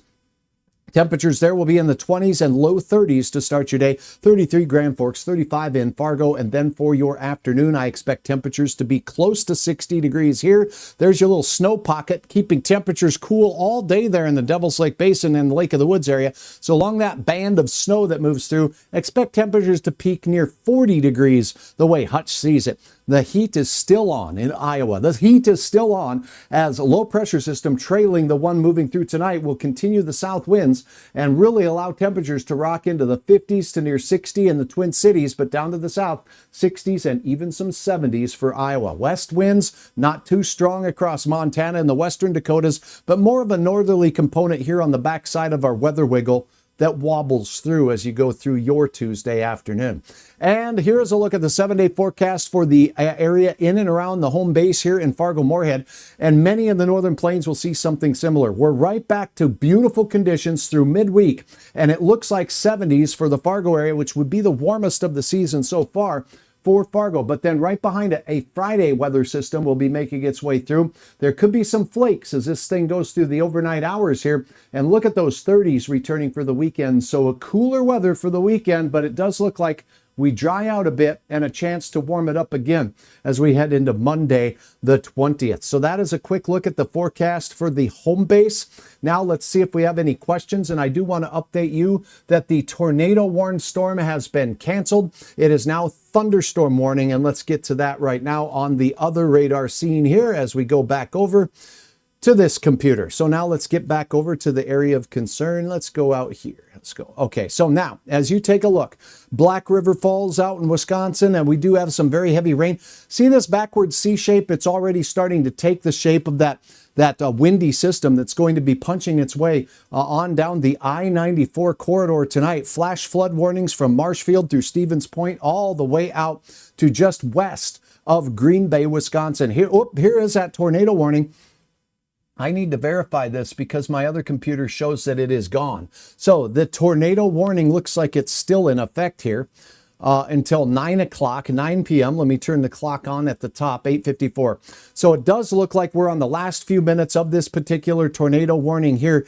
The other window did cancel that. Let me just go ahead and double check what we have going on here. It does look like that warning either way does expire, and it's replaced by a rather huge area of a severe thunderstorm warning from Leland and Lake Mills all the way out towards Grafton. 3/4 inch hail and 70 mile per hour gusts will be possible from that storm right there as it works its way through. I do see another nasty storm on the backside in Jackson, Minnesota. Look at this hail. This is a honker of a hailstorm right here. When you start seeing these gray colors in here in the center, that's moving along and north of Interstate 90 in southern and western Minnesota, heading in that general direction of Sherburne as well as Alpha right now. This could be creating some very hefty hail size potential with it as it makes its way off to the east. So let me go ahead and get the speed of this particular cell here. It's moving off to the east at 32 miles per hour. The warning is in effect until 9 o'clock, and it does look very strong. It's a hail threat of 1 inch in diameter that's been observed, and that was out by the Lakefield area. 1 inch diameter hail way out here, and that storm looks like it is certainly quite strong as it continues off to the east at a movement of 32 miles per hour. I do believe the threat will continue with this particular storm, and let's go ahead and take a look at the track that this hail core will be making as it works its way along the I-90 corridor, southern Minnesota, at 34 miles per hour or so. Alpha, it will be near you by 9 o'clock, 9:15 into the Trimont area. Sherburne, you're in there at about 9:13 as well. So again, get the vehicle in the garage, stay away from the windows as this very windy and potentially large hail producing storm makes its way in.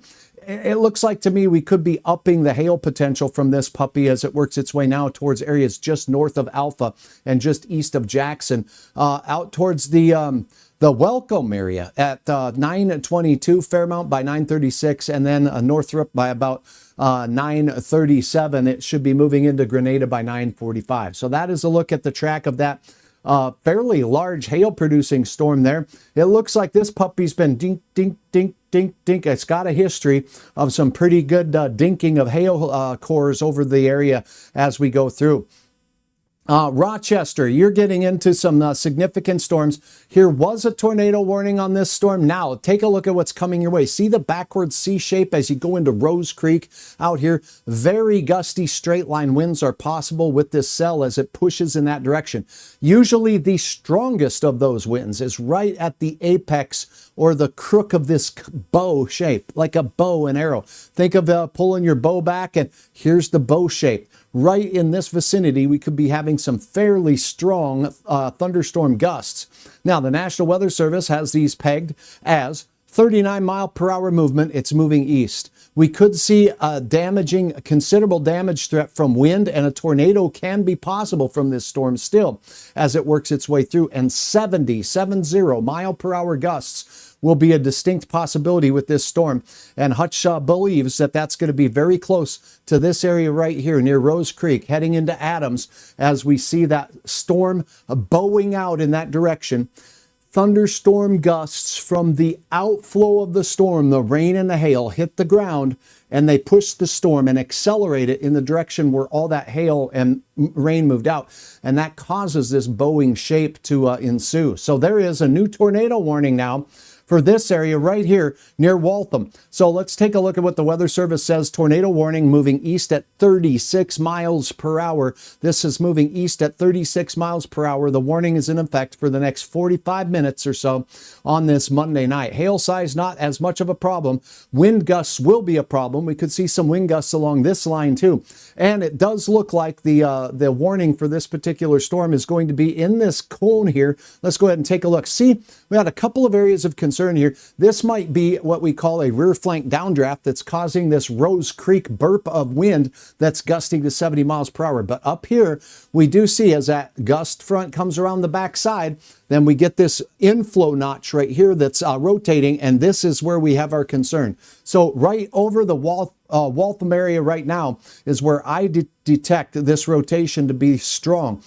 From the National Weather Service, it is a tornado warning. Again, it is for a Doppler radar indicated tornado, and the location thereof will be right here. Now, along the leading edge of this gust front moving into Adams now down south of you, by the way, we can sometimes get what we call gustnados or little spin-ups along the leading edge of this very, very strong wind out here. It's not uncommon for gusty straight line winds to exceed 70, 80 miles per hour, and they cause serious damage. So make sure you're closing your garage doors and batten down the hatches as this storm makes its way through. With an easterly movement at 35 miles per hour. Here is the rotating couplet on this storm. It's in this general vicinity right now. Here's your movement, 36 miles per hour, puts it in and around Hayfield by 9:05 and Sargent by about that same time. If you are in Dexter or Racine, please have yourselves in your tornado protection locations by the time we get to in Dexter 9:13. So you have about 10 minutes yet to get in that location, get everybody rounded up. Lowest floor of a sturdy structure. Now, with the movement of this storm system being due east, you're also going to have some very noisy winds with it as well. Not everybody gets a tornado. So when you see this box up here, this polygon, anywhere inside there could be impacted by this tornadic storm.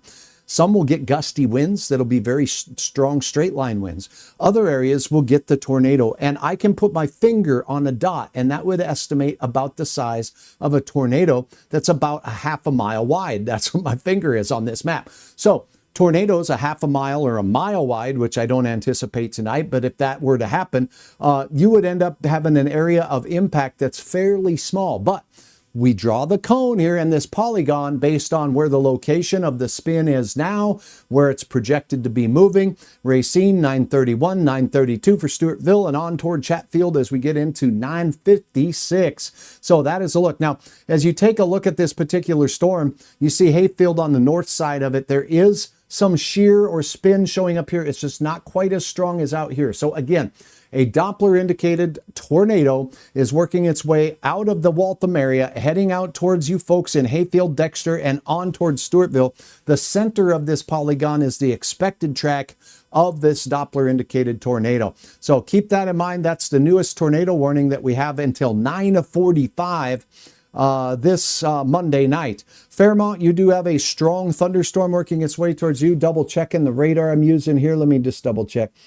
We'll split this puppy up. It's probably closer to the Twin Cities there, so we'll leave it on this one.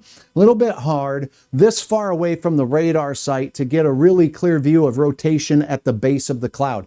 There are areas of shear in this storm and cluster of storms, some shear near St. James, some shear here near the Trimont area heading towards Northrop and Houston, Truman, Northrop, and Fairmount.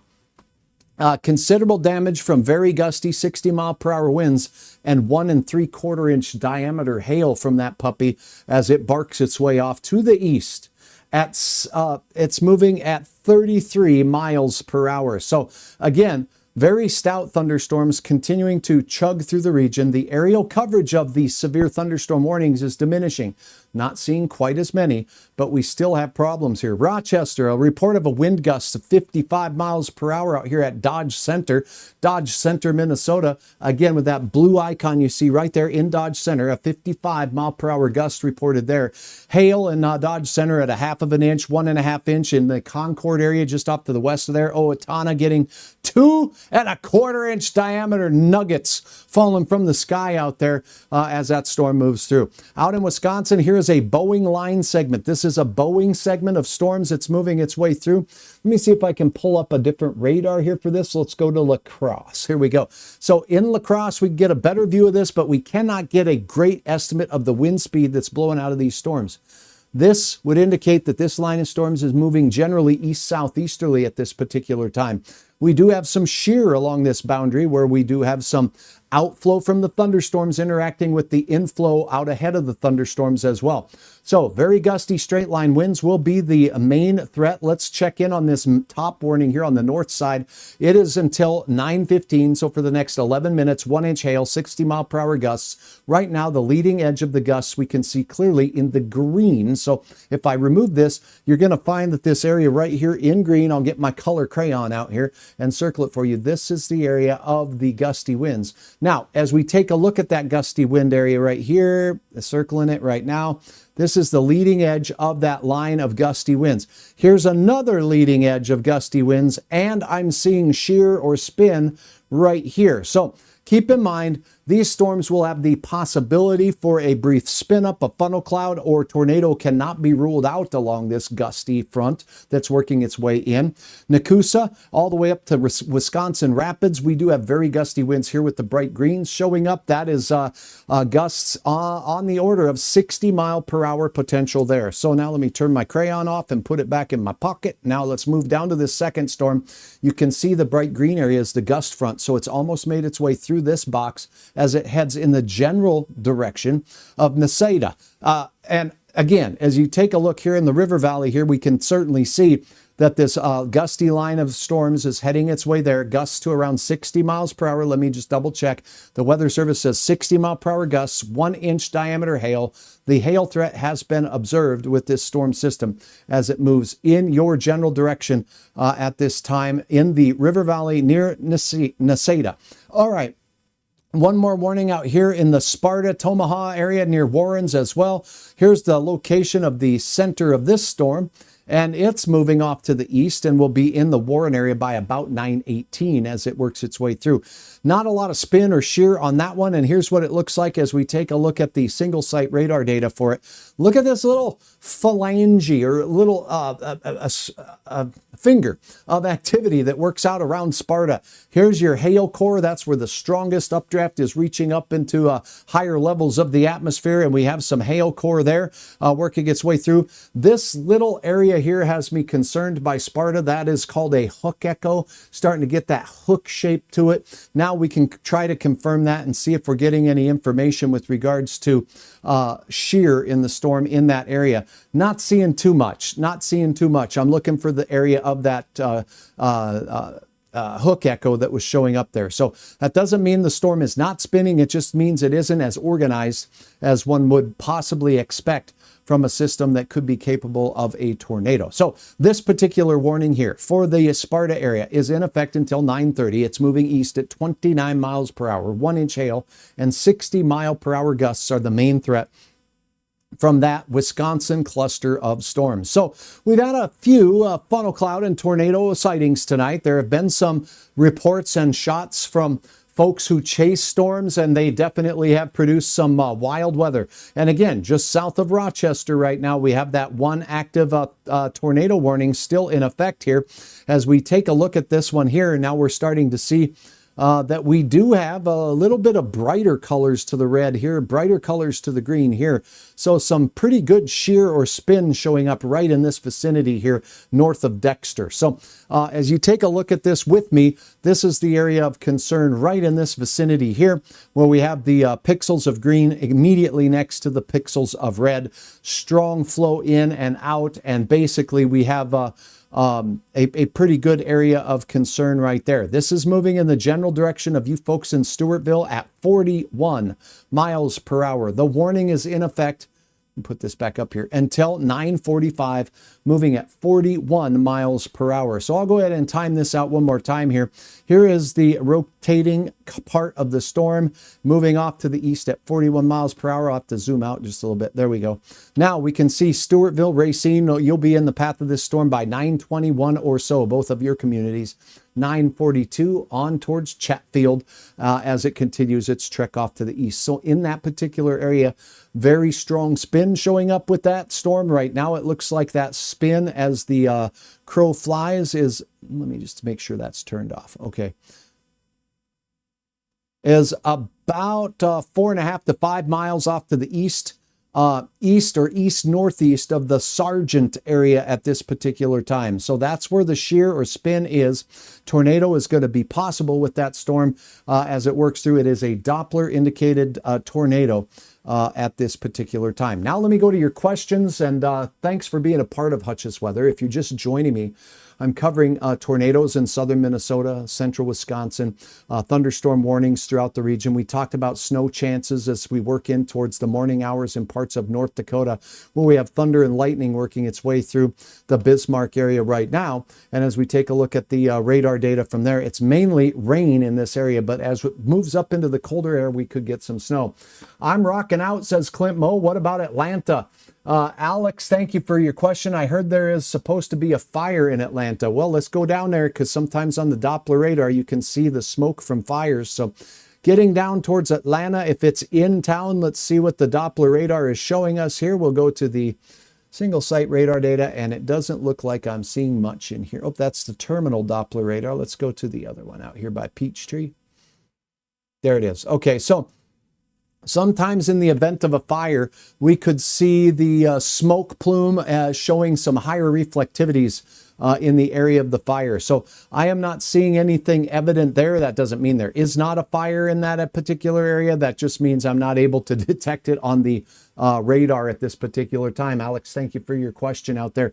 Let's go back to the big view of the U.S. And I do want to point out we do have active tornadoes and tornado warnings moving into Kansas right over. Looks like the Interstate 49 corridor south of Kansas City. And if you go down between Adrian and Butler here, we have a tornado warned storm there. So again, this is a little bit south of the Kansas City area. Let me turn on a closer radar sight for you to take a look at this storm with me. This storm here is working its way across the 49 corridor, moving east at 31 miles per hour. And again, it's a Doppler radar indicated tornado, and it's near Butler. As you take a look at the radar scan here, let me clear that out. We'll go ahead and look at the velocities, storm relative velocity, showing that we do have a couple of areas of interest here. Right here is one where we have motion towards the radar in green and away in red as it works its way just off to the east of the Butler area. Here is a look at the original area of rotation that's down here on the south side.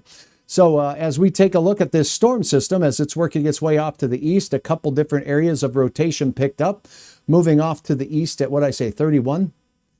31. Okay, Hutch's memory is working tonight. That's not a bad thing to have on a night like tonight. So kind of a jagged line of tornadic activity and shear along that leading edge of the storm will be in the Montrose area by about 9:39, 9:57 on towards Clinton, Missouri, as it works its way through. This storm has a history of tornado reports, a couple of funnel cloud reports here outside of Pleasant as it worked its way off to the east and now across the state line and into areas not far from Nevada, as well as parts of west central Missouri right now. So that's what's going on there. We did have some tornadoes reported, some damage reported in the areas from those storms. Now, what I wanted to point out here was this. We do have some weather that will be making its way through the region as we go through the night tonight. Your severe weather risk is exactly where we're seeing the severe weather here. There was another little tail of activity working its way through Missouri. And now we're going to take a look at the storm threat as we go into your day for tomorrow. So now, as we are heading into the 10 o'clock hour here shortly, it's 9:12. We have a risk of thunderstorms and all modes of severe weather, much like tonight, spreading from central parts of Iowa right through the northern reaches of Illinois and on into southern parts of Wisconsin once again. So another round of severe weather. In the orange is where we will see widespread severe weather chances.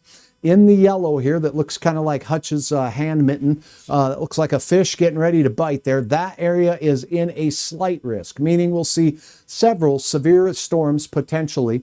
And it does in the orange area, we have an increased risk for likely some larger hail as well. So as I go ahead and turn on some of the risk areas, here's the tornado risk area by percentage chance. And in the inner circle there, that's a 10% chance of seeing a tornado within any point in that circle. That doesn't mean all of you will see a tornado, but just that there's a higher than average chance by a long shot in that vicinity as we go through the day tomorrow. Now, as we look at the probability of a significant tornado, you don't see anything highlighted. In other words, a significant tornado, those EF 2s, 3s, 4s, 5s, those are the ones that do the most damage, particularly EF 3s, 4s, and 5s. And we're not expecting the risk for a lot of those, but that risk isn't zero either.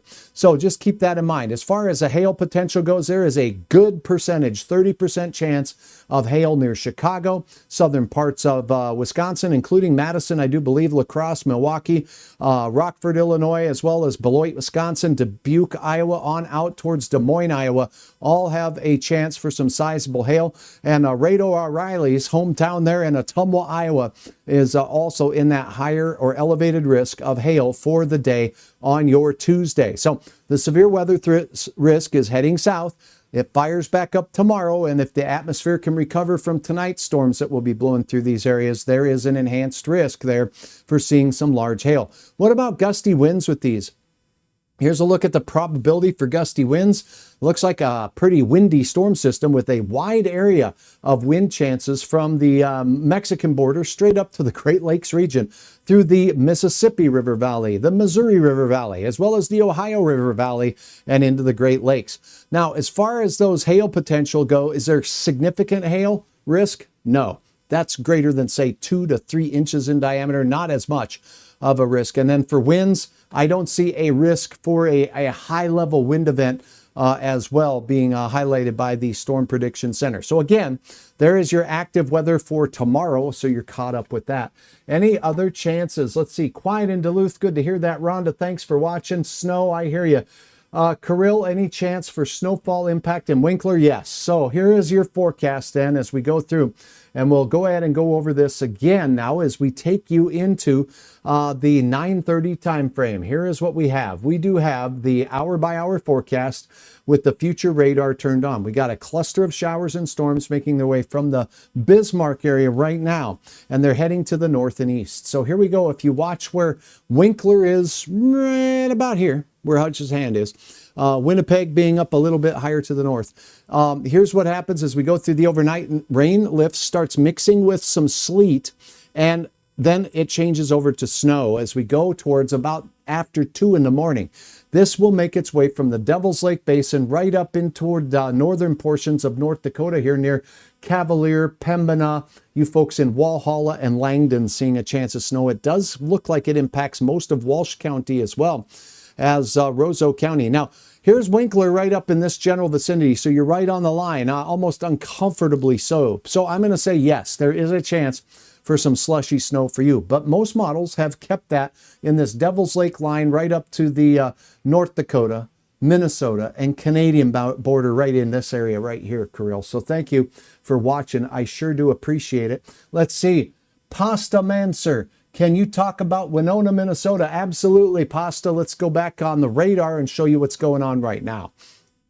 Let's start with temperatures. We had a huge temperature difference across the region today.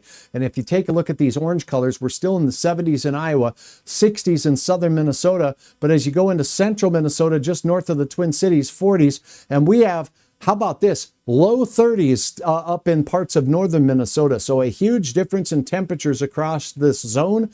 That changes the pressure in the atmosphere, that drives the wind, and then we get wild weather going on, and that's what we have now. A substantial amount of moisture in this air mass down to the south as well, and that is all fueling the risk for severe weather tonight and again for the day tomorrow. So as we take a look at southern Minnesota right now, as we go down in towards the area near Northfield and Glencoe and on down towards Mankato and Windham, most areas are in the 60s right now. We do have some near 70-degree readings still near La Crosse, and there's still thunderstorm activity in this general vicinity as well. So as I plot the single site radar data, we do have a brand new tornado warning now. So I do want to get the word out on that. Spring Valley, Chatfield, as well as areas near and north of Preston. Let me pull up a radar here that's going to be a little bit closer. There are not a lot of good ones. Let's go to La Crosse. That's probably the closest and not bad, as I might add. So now let's see it loading up. So the storm line here has this backwards C shape. This is a very windy part of the storm right here. So this is likely what we would call a quasi-linear type of an event right here. So there's the linear part of the storm. There's a little nugget taken out of it right there and some rotation just north of the Spring Valley area. According to the National Weather Service office, it is a Doppler radar indicated tornado in effect until 10 o'clock. I'll turn Hutch's timeline back on. So for the next 40 minutes, 42 minutes, it will be in effect. This storm is blasting to the east at 49 miles per hour. If a thunderstorm is moving at 49 miles per hour or 50 miles per hour and it burps out a 20 mile per hour wind, you got 70 mile per hour gusts. So I'll say that again. The storm's moving at 50. If it burps out a blast of wind caused by the collapse of the rain and hail in it, we can get some very gusty winds. So that's what I'm seeing for Spring Valley and on towards Preston. Now let's take a look at the velocity in this and see where we see the Doppler indicated tornado. Pretty clear here. We got the reds and the greens next to each other in this vicinity right here. That is the rotating part of this storm, and it's moving east at a very high clip. Now, as I track this for you, I do want to point out, let me go ahead and clear all this other stuff out. Okay. I do want to point out that this is the area of rotation that we're picking up here, very close to Racine. And then as it's moving off to the east at nearly 50 miles per hour, let's zoom out a little bit so I can at least get 50. There we go. So these are the estimated times of arrival. With this windy system, you want to stay away from windows. You want to get to the lowest floor of a sturdy structure.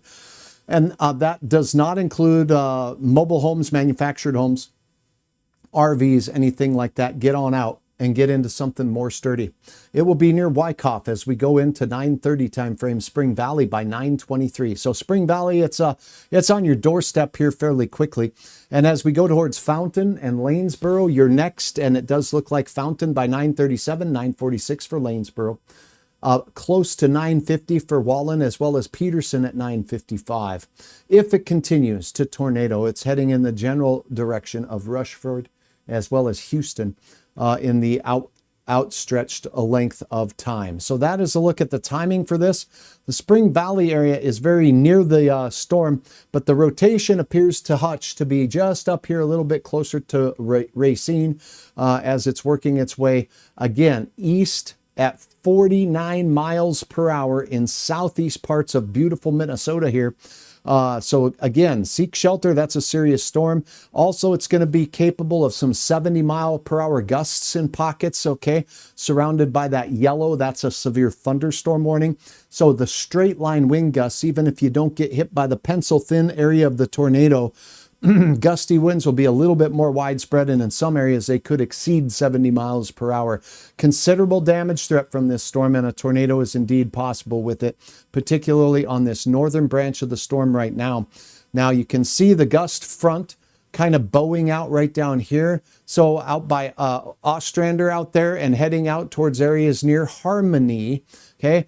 And Hutch has been out near Harmony out there. Beautiful country. And I got to tell you what, this windy storm is heading your way. The rotating part of it right now up on the north side of that particular storm system. There is a tornado warning continuing for the Racine area and the I-90 corridor here, but the storm is mainly out of that area and expires at 9:45. If we take a closer look, pardon me while I look with you, I do believe that we do have, there is some shear certainly on this side of the storm as well. Okay, so there is some shear here, and then there's some shear on this particular side of it. So that storm dangerous on both ends. And again, you should be seeking shelter in that interior room, away from windows, on the lowest floor of a sturdy structure. And now I know we talked about our forecast. We talked about the snow. Let's talk about the snowfall amounts that Hutch is expecting. As we go through, the batch of rain moving out of the Bismarck area will create a pretty wide swath of up to 1/10 of an inch of rain. Now in the green area here, this also includes snow. If we were to melt it down into liquid equivalent, we're talking about 1/10 to 1/2 of an inch of liquid equivalent moisture.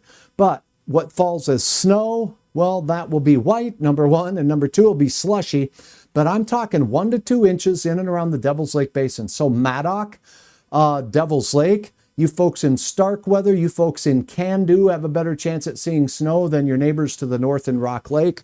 If you happen to be in Bottineau, I think you missed the snow, but it could swing down into this Devil's Lake Basin area, making its way into parts of central Nelson County to northern Nelson County, Walsh County, Minnesota. And then as it moves in toward the mid-morning hours, we'll start to see temperatures hopefully warm up enough to keep more of it on the rain side than snow. But I'm leaving an inch here because I do think we could have a pocket of that wet, heavy, slushy nonsense for your morning commute tomorrow morning. So please keep that in mind. Now, I will be back. I'm keeping updates going on, and let me continue to see. I've got another question here. I got to look something up.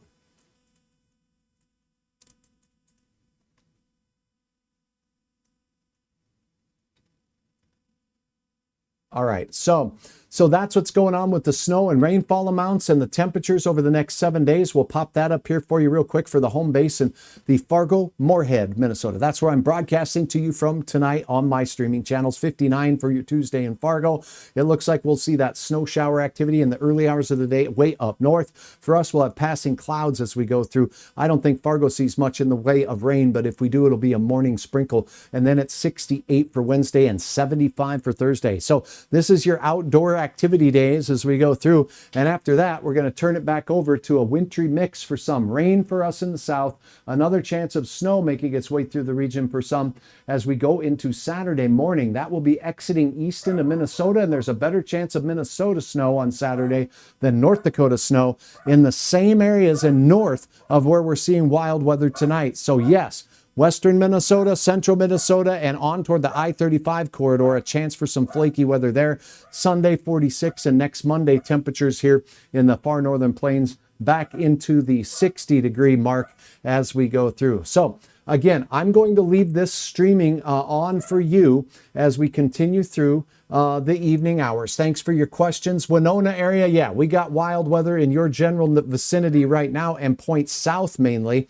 That southern area just south of you is seeing most of the tornado activity right now. So you're kind of uncomfortably close to it right now, but your neighbors to the south near Rushford and Houston and La Crosse could be seeing this storm blowing its way towards you. Here is this little green feature that you see here, the outflow of this line of storms. It's very gusty, so it is moving south. Winona, you'll be on the northern fringes of it, and as I take a look at the regular radar data that you're used to seeing, we have showers and thunderstorms, but this little cluster right here is the main event right here. And actually, this whole system here starting to take on the sign of its own little warm front and cold front, and a line or cluster of thunderstorms like this. Dozens of thunderstorms along this line, dozens of thunderstorms along that line. Here's your warm front, and this would be the cold front with that outflow that we showed you. It will be moving through parts of Iowa and southern Wisconsin tonight. So this will be the windy part of the system blasting its way this way. And along this warm front, if there's any spin left, it's going to be right close to that as we go through the rest of the night. And now I do want to pull up this look at the storm system right here. And I want to load up the regular radar view. So bear with me while I load this up. And I want you to just watch this with me as we learn together what this storm system looks like in a loop and as I put it into motion. So bear with me while we load up. Let's go load up at least a considerable amount of time here tonight. And you can see the evolution of where we have this little kind of S notch in the storm system.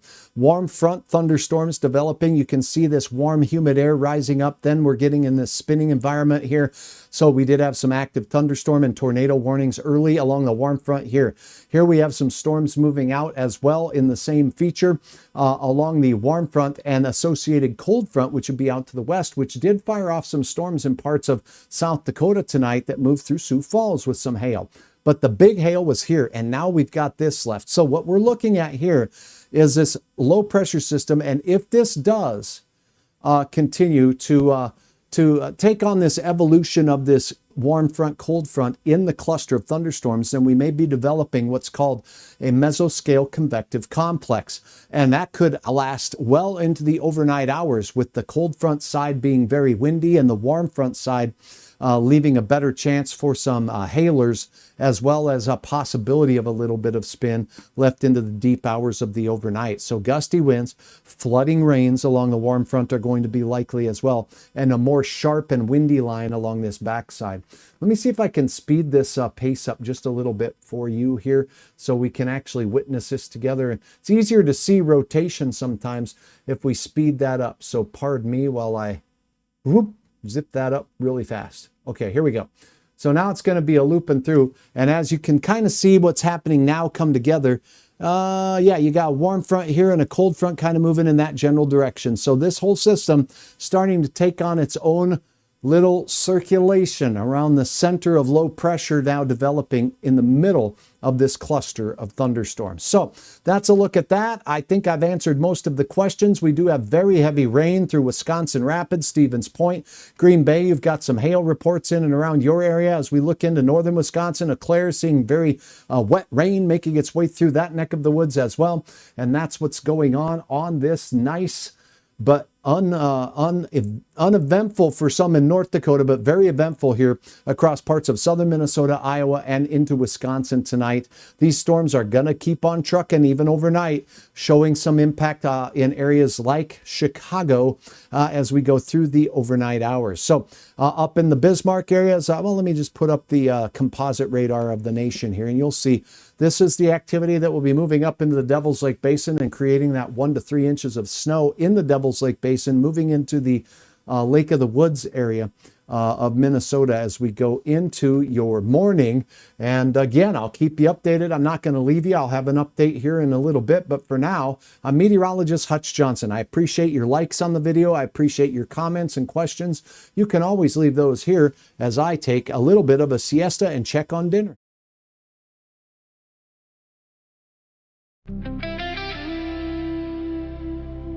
You're watching Hutch's Weather live. We're taking a quick breather. While Hutch prepares the next data sweep, check in from your neck of the woods in the chat. Let us know what you're seeing out your window. It's how we stay weather aware together. Stick around. Hutch is back in a moment to take your questions and track the latest alerts.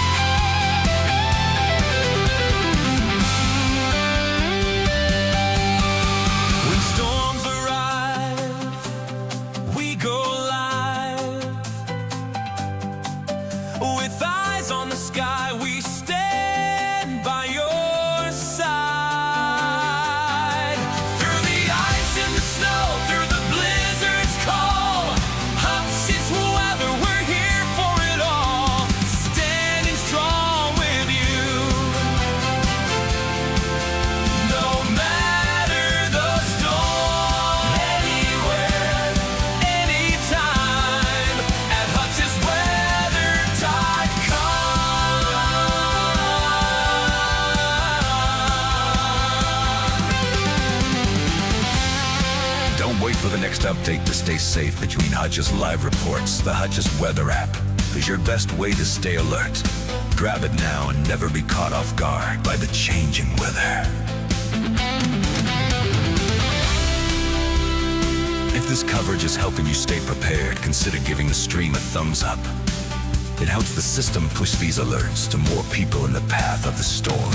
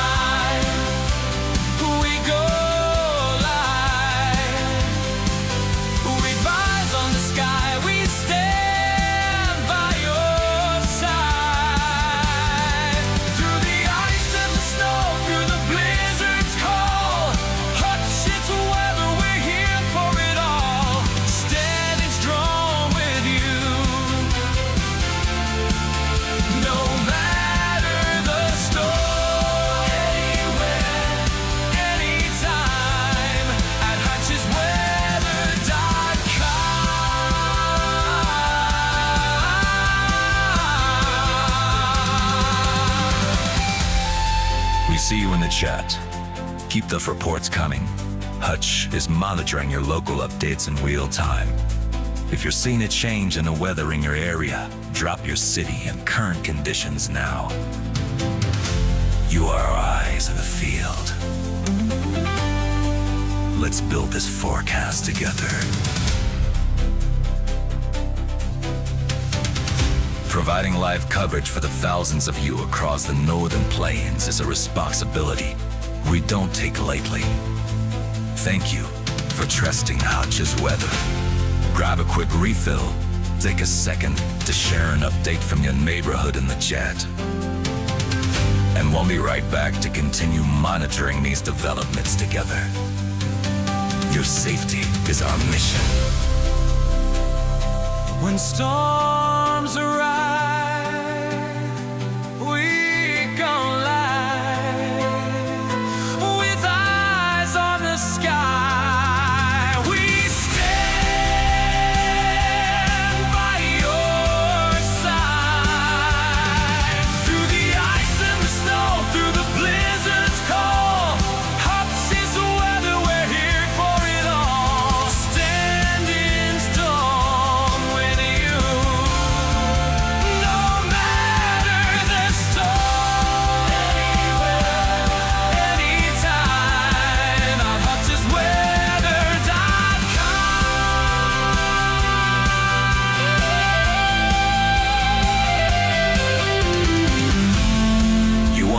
any hype here.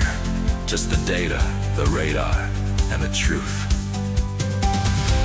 Thank you for trusting Hutch's Weather for your severe weather updates. While Hutch resends the maps, make sure your notifications are turned on so you never miss a critical update. We're back real soon to keep monitoring the threat. Stay weather ready.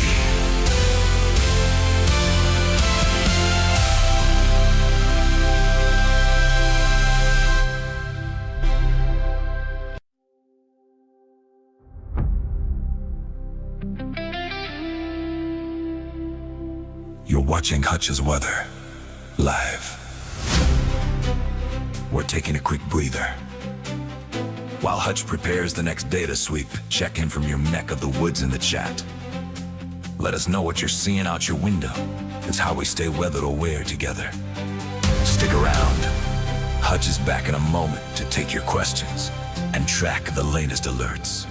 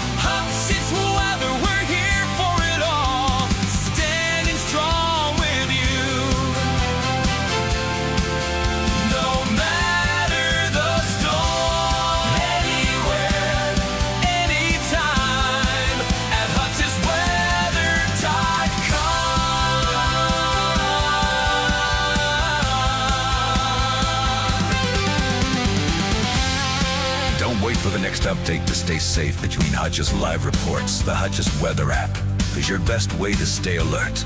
Grab it now and never be caught off guard by the changing weather. If this coverage is helping you stay prepared, consider giving the stream a thumbs up. It helps the system push these alerts to more people in the path of the storm.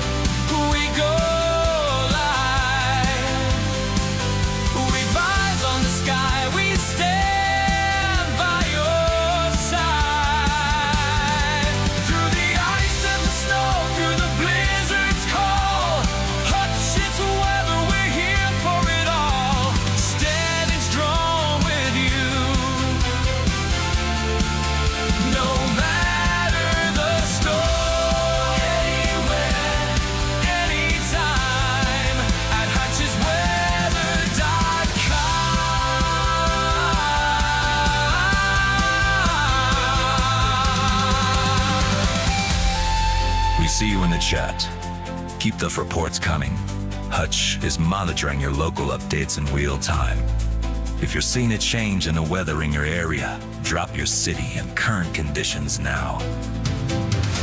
You are our eyes in the field. Let's build this forecast together. Providing live coverage for the thousands of you across the northern plains is a responsibility we don't take lightly. Thank you for trusting Hutch's Weather.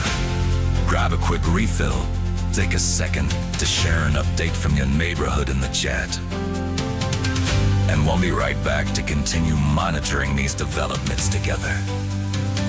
Your safety is our mission. When storms arise, we gon' lie with eyes on the sky. We stand by your side through the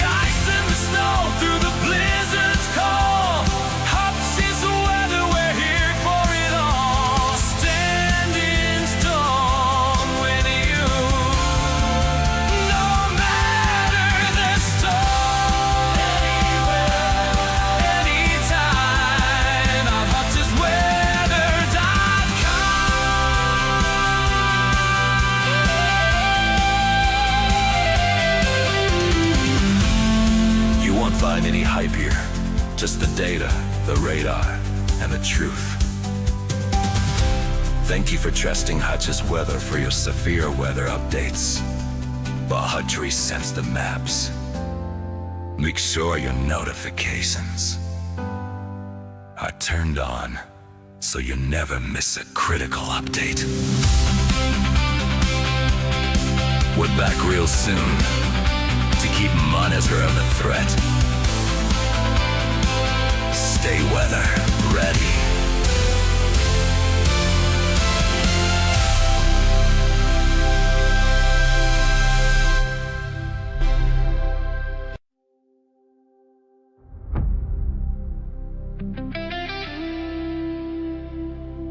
You're watching Hutch's Weather live. We're taking a quick breather. While Hutch prepares the next data sweep, check in from your neck of the woods in the chat. Let us know what you're seeing out your window. It's how we stay weather aware together. Stick around. Hutch is back in a moment to take your questions and track the latest alerts.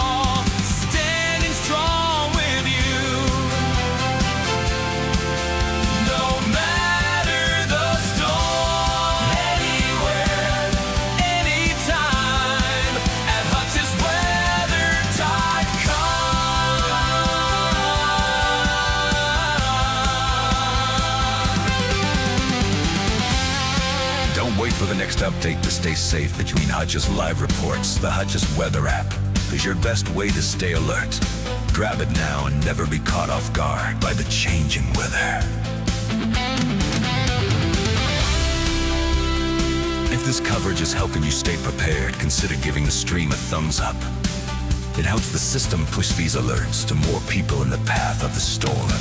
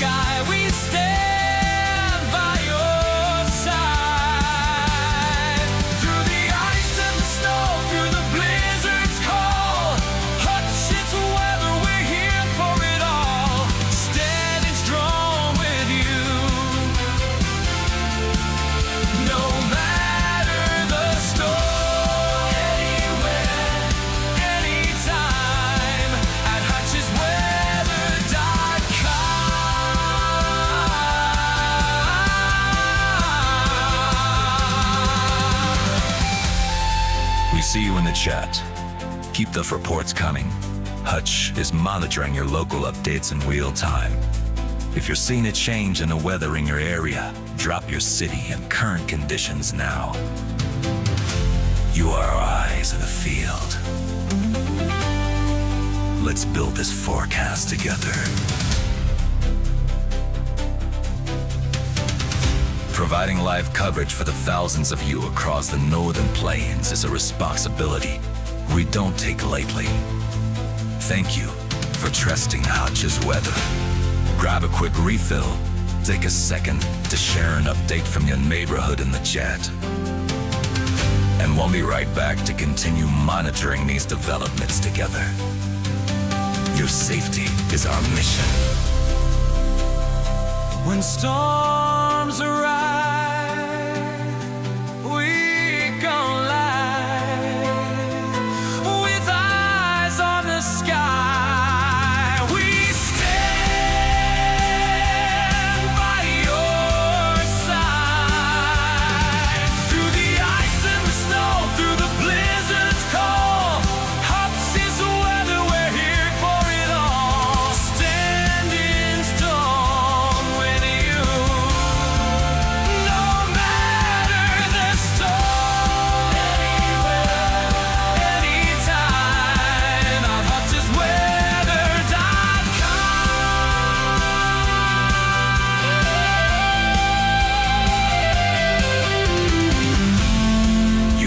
behind any hype here. Just the data, the radar, and the truth. Thank you for trusting Hutch's Weather for your severe weather updates.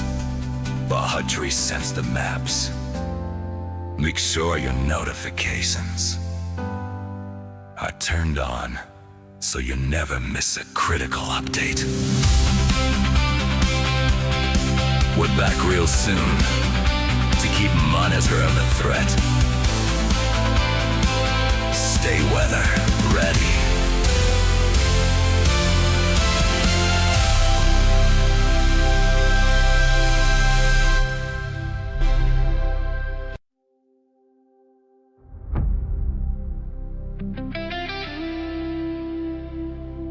You're watching Hutch's Weather live. We're taking a quick breather. While Hutch prepares the next data sweep, check in from your neck of the woods in the chat. Let us know what you're seeing out your window. It's how we stay weather aware together. Stick around. Hutch is back in a moment to take your questions and track the latest alerts.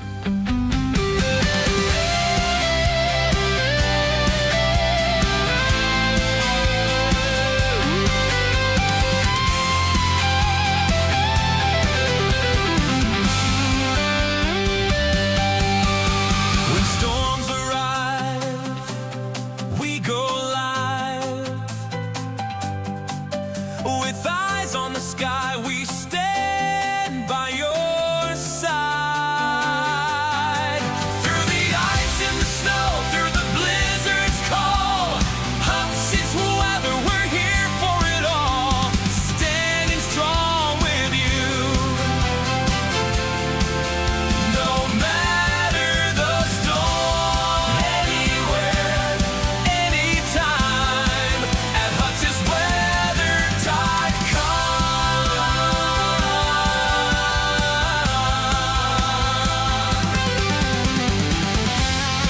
Don't wait for the next update to stay safe between Hutch's live reports. The Hutch's Weather app is your best way to stay alert.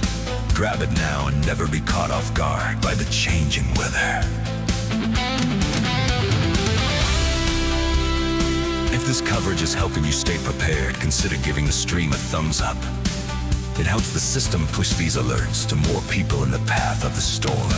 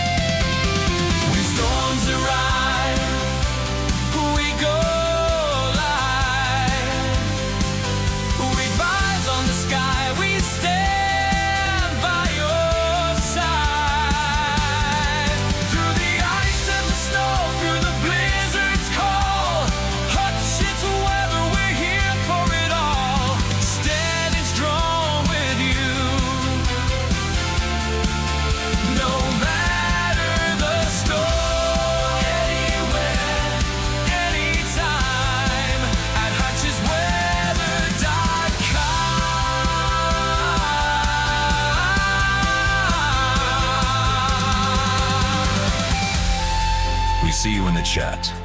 Keep the reports coming. Hutch is monitoring your local updates in real time. If you're seeing a change in the weather in your area, drop your city and current conditions now.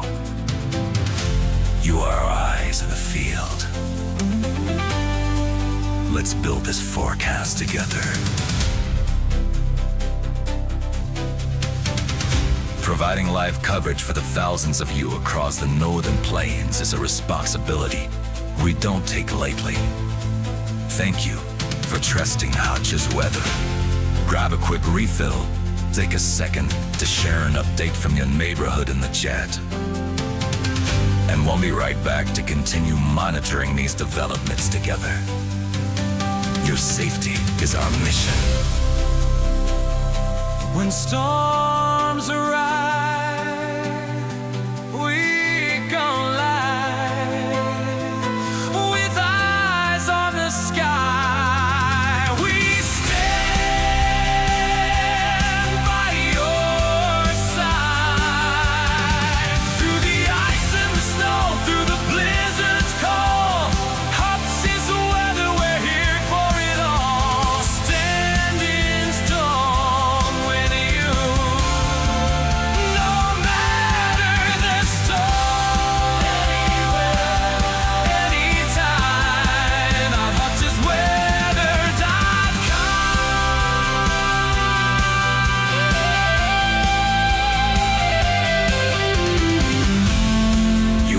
behind any hype here.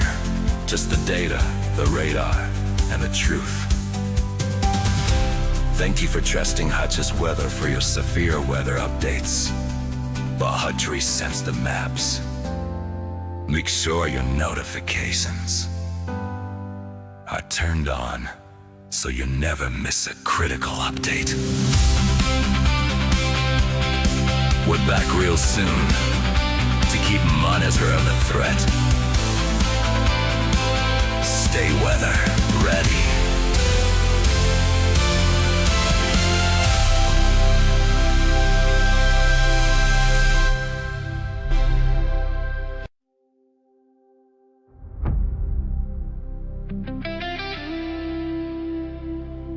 You're watching Hutch's Weather live. We're taking a quick breather. While Hutch prepares the next data sweep, check in from your neck of the woods in the chat. Let us know what you're seeing out your window. It's how we stay weather aware together. Stick around. Hutch is back in a moment to take your questions and track the latest alerts.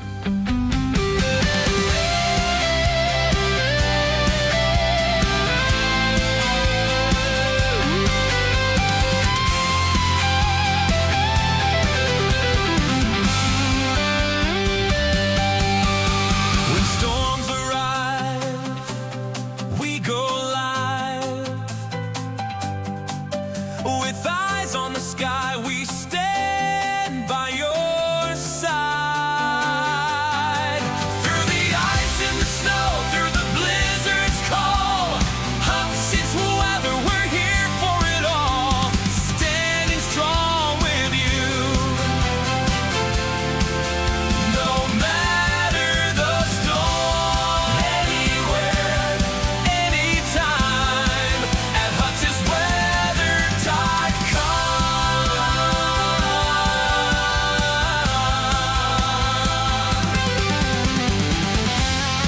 Don't wait for the next update to stay safe between Hutch's live reports. The Hutch's Weather app is your best way to stay alert. Grab it now and never be caught off guard by the changing weather. If this coverage is helping you stay prepared, consider giving the stream a thumbs up. It helps the system push these alerts to more people in the path of the storm.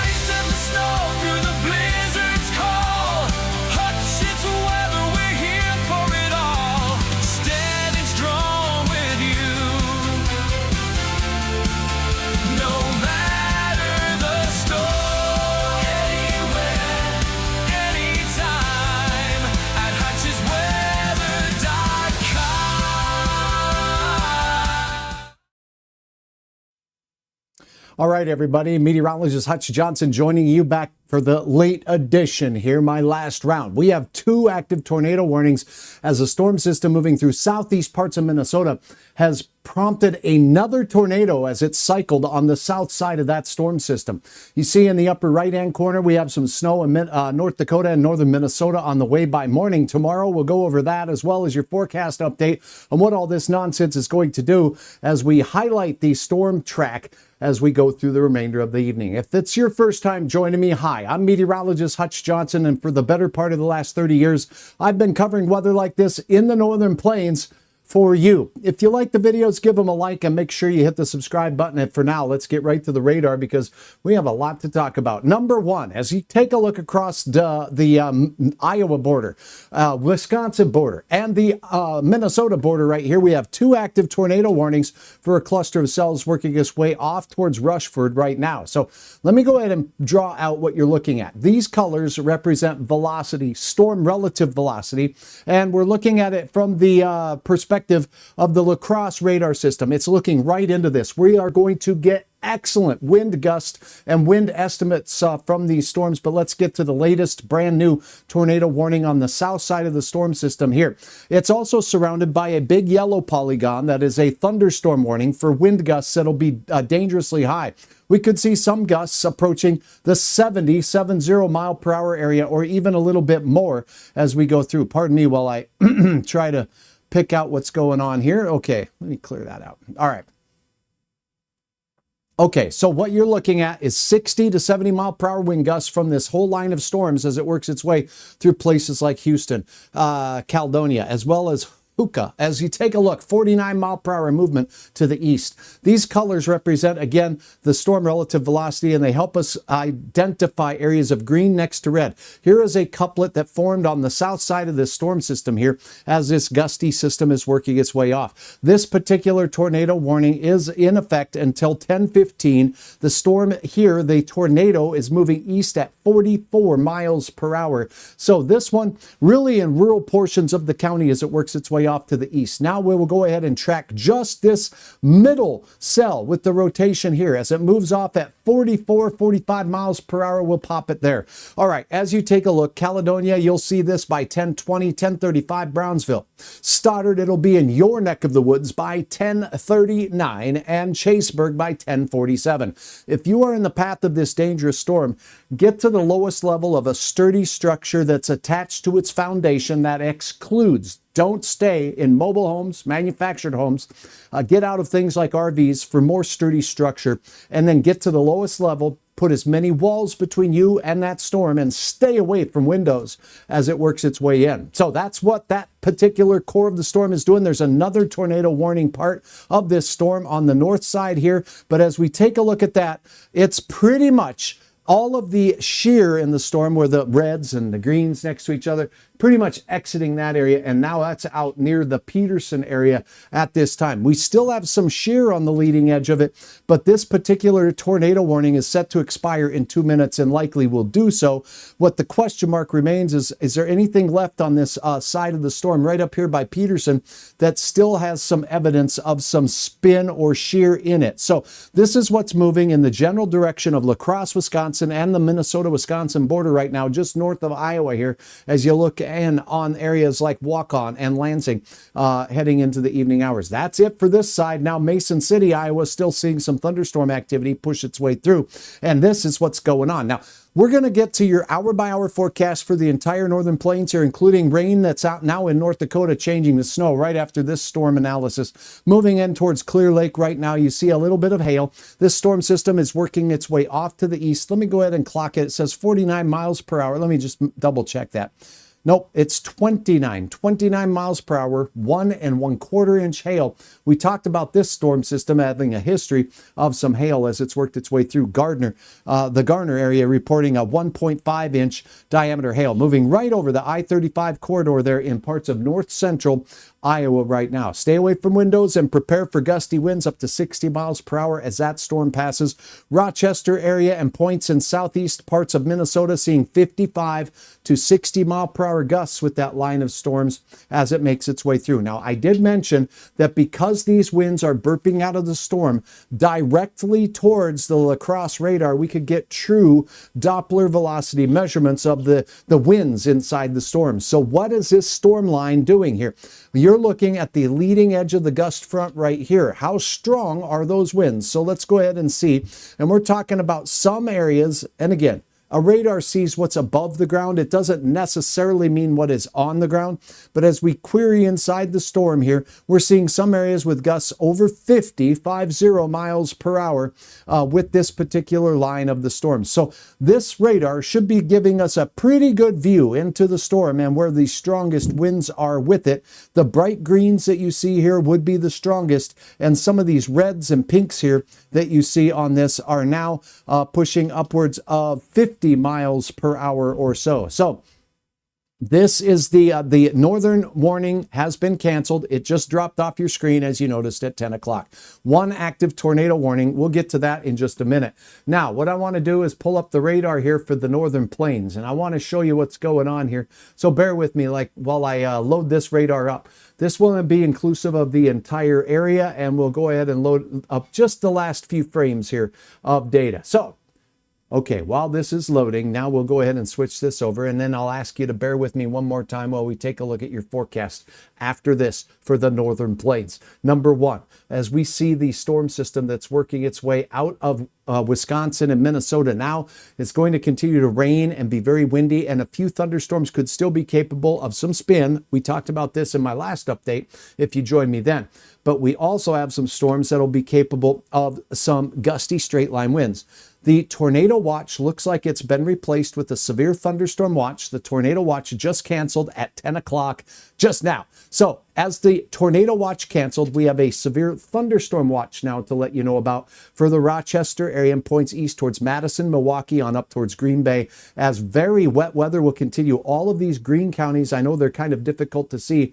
We do have flood warnings and flash flood warnings across Wausau to Green Bay, portions of Wisconsin, and one rotating thunderstorm still capable of producing a tornado at this time. Missouri seeing tornadic activity. Here's what's moving up into northern parts of North Dakota and Minnesota.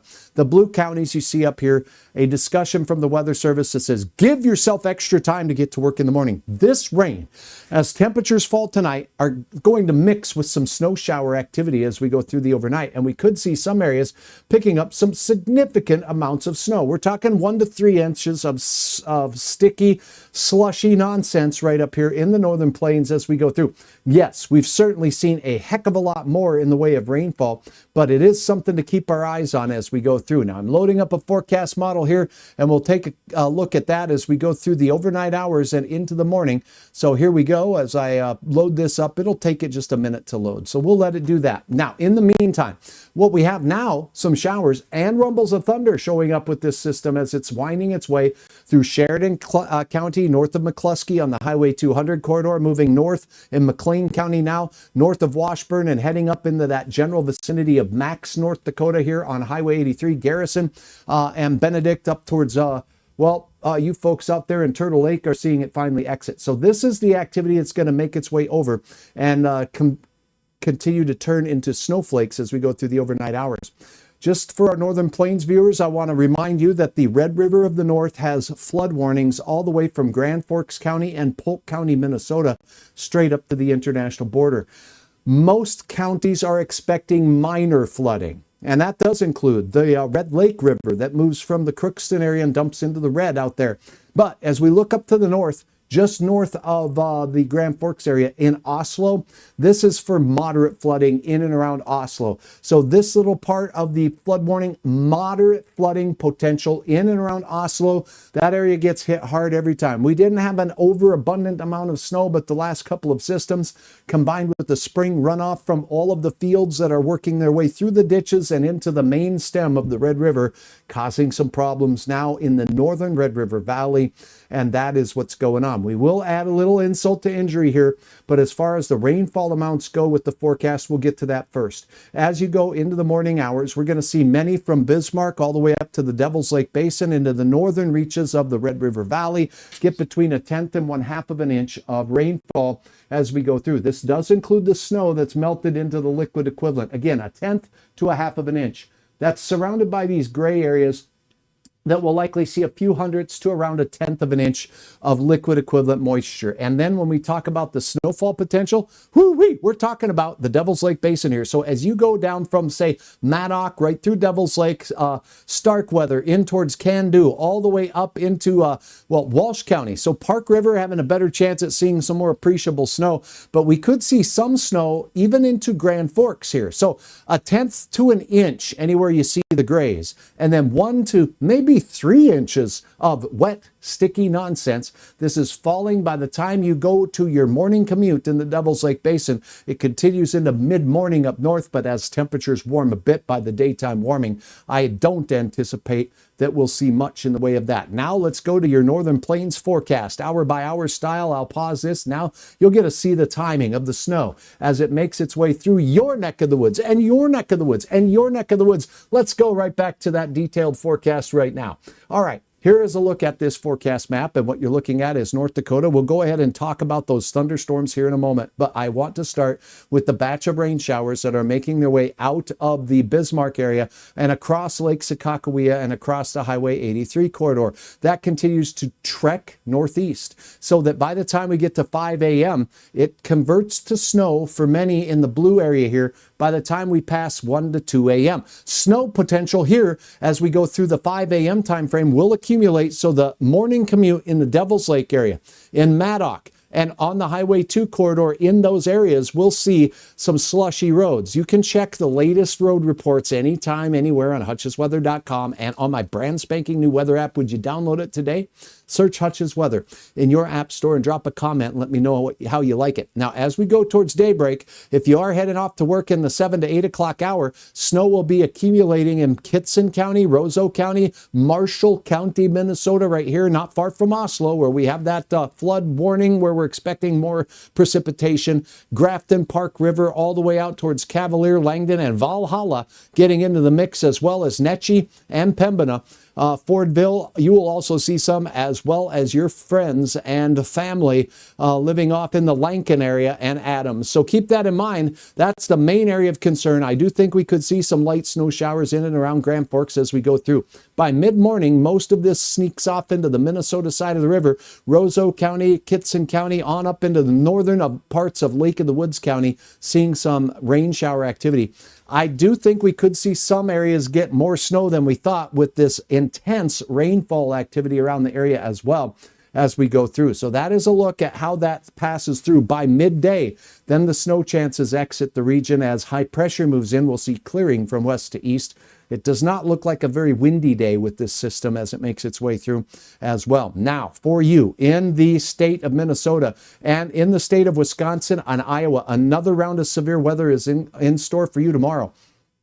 Tonight's thunderstorm activity will exit out of the Rochester area, exit out of the, La Crosse, Wisconsin area, and push down with gusty winds right through parts of, Milwaukee, Freeport. As you go down towards Beloit, Wisconsin, and Rockford, Illinois, we're going to see those gusty winds. Heavy rains continue almost all night long across central Wisconsin before exiting in the northern parts of Illinois and into Chicago as we go towards daybreak there. So that's that. That system exits. Now, if there's still some energy left in the atmosphere, there should be. If we get a little sun, it will reset the gun for us to have another round of severe weather from Iowa right here and into Wisconsin once again. This will sneak its way also through parts of northern Illinois, as well as you folks into Michigan as it moves through the afternoon. All modes of severe weather will be possible, but gusty wind and hail will be the primary threat. As far as tornadoes go, yes, they will be possible. It's another warm front setup, so we'll have spin in the atmosphere. But the chances of a violent tornado, say EF3 or greater, are not great, but they're not zero. So be weather aware in southern Minnesota, eastern Iowa, northern parts of Illinois as we go through. So that is a look at the basics there. Now a look at your hour-by-hour forecast, and we will end with a look at what's going on with the latest radar data here before we get back to it. But first, before we do, I do want to take a moment and show you the radar now. Now, temperatures. I'm going to pop these temperatures right up on top. You pop them on top, and then you can get a chance to see where we have the cold enough temperatures for snow. So as these temperatures come in, now we'll go ahead and turn our clock back on. We should be seeing them pop up here. Now we got 39, 34 in Roseau County. No, not 79. I don't know what's going on here. Okay, there we go. 34 for Roseau County, 41 up in the Howlock area, 34 degrees for Belcourt. So in the 30s, mid 30s, we can start to see flakes mixing in with some of this activity. So Castleton, are you getting rain or snow? Drop it in the comments. Let me know. If you have a comment or a question, you can also drop that in and let me know as well. But upload a picture via the weather app, Hutch's weather app, or on my website anytime to let us know what you're seeing both tonight and in the morning. Roseau County, mid 30s for Roseau, War Road. And as we go down towards Hallock, it's 41 degrees. So is this rain or is this snow? So we'll take a quick peek right now at a look at your road report that you can get on Hutch's weather app and website. Here's North Dakota. We'll go ahead and pop this up and see if there's any flakes that look like they might be trying to mix in as this precipitation works its way up into. Right now, it looks like it's focused right over areas near, Harvey and Wells County. So let's get on over here near Fessenden and see what's going on. Let's go up here. It's a little hard to see anything there in that area. So let's go on over here, a little farther west. Nothing there that looks like flakes. Minot, everything is pretty much south of you. So let's go south of Minot and see.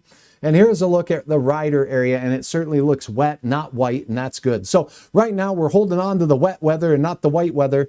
Let's see if I can get anywhere close to you folks out there. Here's New Rockford, and this is what we got in that general vicinity right now as well. Temperatures in those mid 30s right here in this Rockford and Carrington area. So pretty close to that transition as we go into the overnight hours for snow. We can get the latest for you, but this is a great tool for you to check roads and conditions as we go into your morning hours. Speaking thereof, we do have some severe weather to continue to bring to you right now, and we'll end with a look at that here in a bit. But again, if you have any questions, drop them in the comments right now.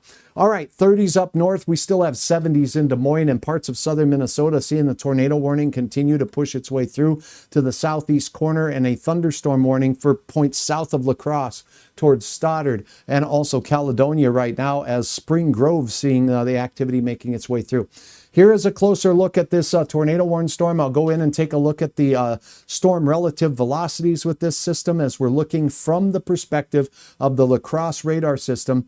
A couple of bad beams is what's causing these lines to shoot through there. We're not watching Star Wars, and in fact, we had some dirty data here with a very noisy couple of scans there as some things switched over, it looks like, on the radar site. But what I am seeing, if this is a believable scan, is all unicolor. It's all motion away from the radar on this side, away from La Crosse in the reds. So it does look like any rotating part of that storm may be out of that particular area. I can load up and double query another radar site here, but it sure is a long ways away. So I think I'm better just sticking with this one and waiting for the next scan. But the tornado warning does continue in this particular area as we go into, let's see if it's going to show up here, 10:15. So for the next 2 minutes, it looks like the storm is pretty much all but exited that area. We do see some areas of shear, but not necessarily spin in this area of the storm. Yes, greens are next to reds, but why isn't this spin?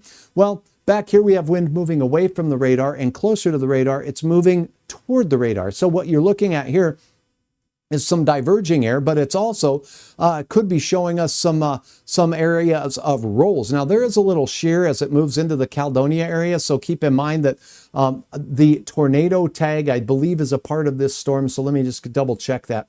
As we take a look, a thunderstorm warning for a radar indicated threat of wind gusting to 60 miles per hour. That has been observed. And we do have the tag here for some 3/4 inch diameter hail as it works its way through.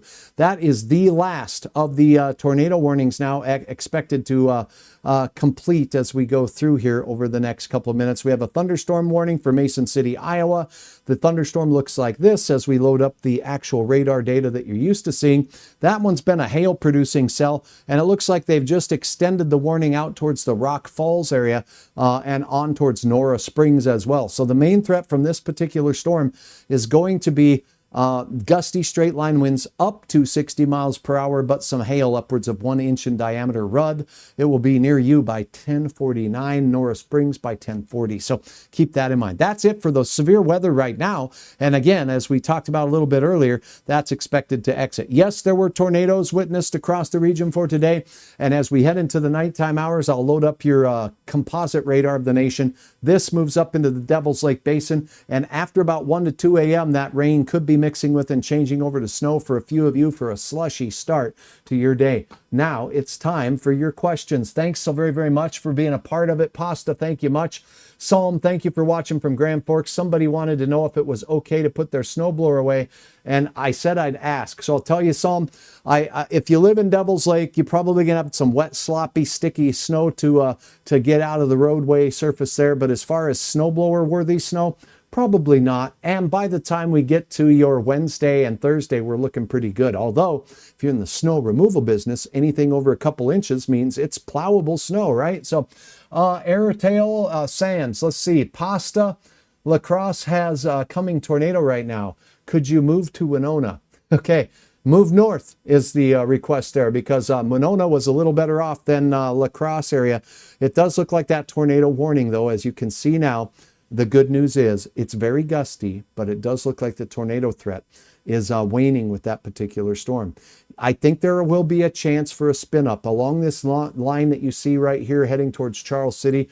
This is more like a cold front swinging around the backside of this cluster of thunderstorms, and we still have the warm front here. If there's going to be any rotation or shear, it's going to be right here and here along the warm front, but we have seen a dramatic decrease in the spin of the atmosphere. Speaking of the spin in the atmosphere, let me go ahead and show you a look at the energy in the atmosphere now. This is the energy for lift. The faster we can lift the air, then the bigger the hail can be. So where you see these kind of taupe colors, if you will, we still have energy in the atmosphere of 2,700 joules per kilogram of air. So that is some pretty lofty high numbers for this time of the night. Over 3,000 in western parts of Iowa, but the thunderstorm chances and the main line have exited most of that area. Get down into Kansas City and Missouri here, where we do have that cluster of severe storms working their way through. We still have ample energy in the atmosphere for some buoyant lifting and 1 to maybe 2 inch diameter hail from those as they work their way through. Now, when we take a look at the rest of the information here, let's see if I can plot up here some of the spin in the atmosphere. So let's look and see where we have the significant tornado parameters still fairly high. As you see, it's right where we have the tornado warning that just expired in this area. So this is where the significant tornado parameter, we're not talking about an oil additive here, but the significant tornado parameter is above 2 or 3. Out towards Mason City, it's higher than that, and there is a storm out in that area. What this means is the calculations of our models are showing that there is some spin in the area here, and we could still see some spin ups in the area tonight, but the Storm Prediction Center and your local National Weather Service offices in these areas are more expecting this to be a wind event as well as an event that includes that hail potential into the nighttime hours. Down to the south, though, down there, we are still seeing some spin near Kansas City, about 2 to 3 for the the significant tornado parameter out in that neck of the woods. So that's a pretty thorough explanation of what's going on. Deb, thank you so very much for your stars and your support. Calm night in Spiritwood. I'm glad to hear that as well. And it looks like it stays that way with most of the snow chances not too far from you, but to the north as we go through. I'll be back in the morning with an update. Thanks for being a part of Hutch's Weather. I'm going to stop the continuous coverage of the severe weather event as it's now exited most of Minnesota, and the tornado warning has now, for the most part, it's not zero, but it's definitely gone way down across most of Minnesota. I'm meteorologist Hutch Johnson. I sure appreciate all of you who have uploaded pictures, and those pictures include those that show some of us enjoying beautiful conditions across the northern plains tonight, like this. Check these shots out here, and thanks again to all my sponsors on my fine weather page. But look at this. It's the cat's pajamas out there. This sky showing the wave clouds up there. Beautiful. And you see the cat? Kayana, thank you for joining me as a weather kid. I do believe that's you, and if it was, great job as a weather kid, and thank you for sharing photos with Hutch. That cat is on top of farming and wants to know if there's any moisture coming out of the clouds. Thank you so much. Look at Julia capturing Detroit lakes of the fair weather cumulus clouds out there at sunset. What a gorgeous way to end the day, and signs of spring here, even though it's been whack-a-mole kind of weather where we get one day in the 40s, 50s, or 60s, and then boom, we're right back to snow chances. These birds, they got the idea, and there looks like there's a couple of blades of green grass in there. Chad, thank you so very much. Close to Fergus Falls, a great view of the evening through symmetrical line of trees indeed. What a beautiful scene off the glassy waters there near Fergus Falls. So thank you so very much. Tiffany sent in so many photos. You'll want to head over to my website and check out the perspective she has in Comstock, Minnesota, of all kinds of beautiful early spring, beautiful shots. So thanks so much for being a part of Hutch's Weather today. Have a wonderful night. I'll be back to let you know more about your weather in the morning right here. And thanks for watching. This has been a Hutch's Weather Update with Chief Meteorologist Hutch Johnson. Follow us on Facebook and subscribe to our YouTube channel. Wait, you forgot the new app.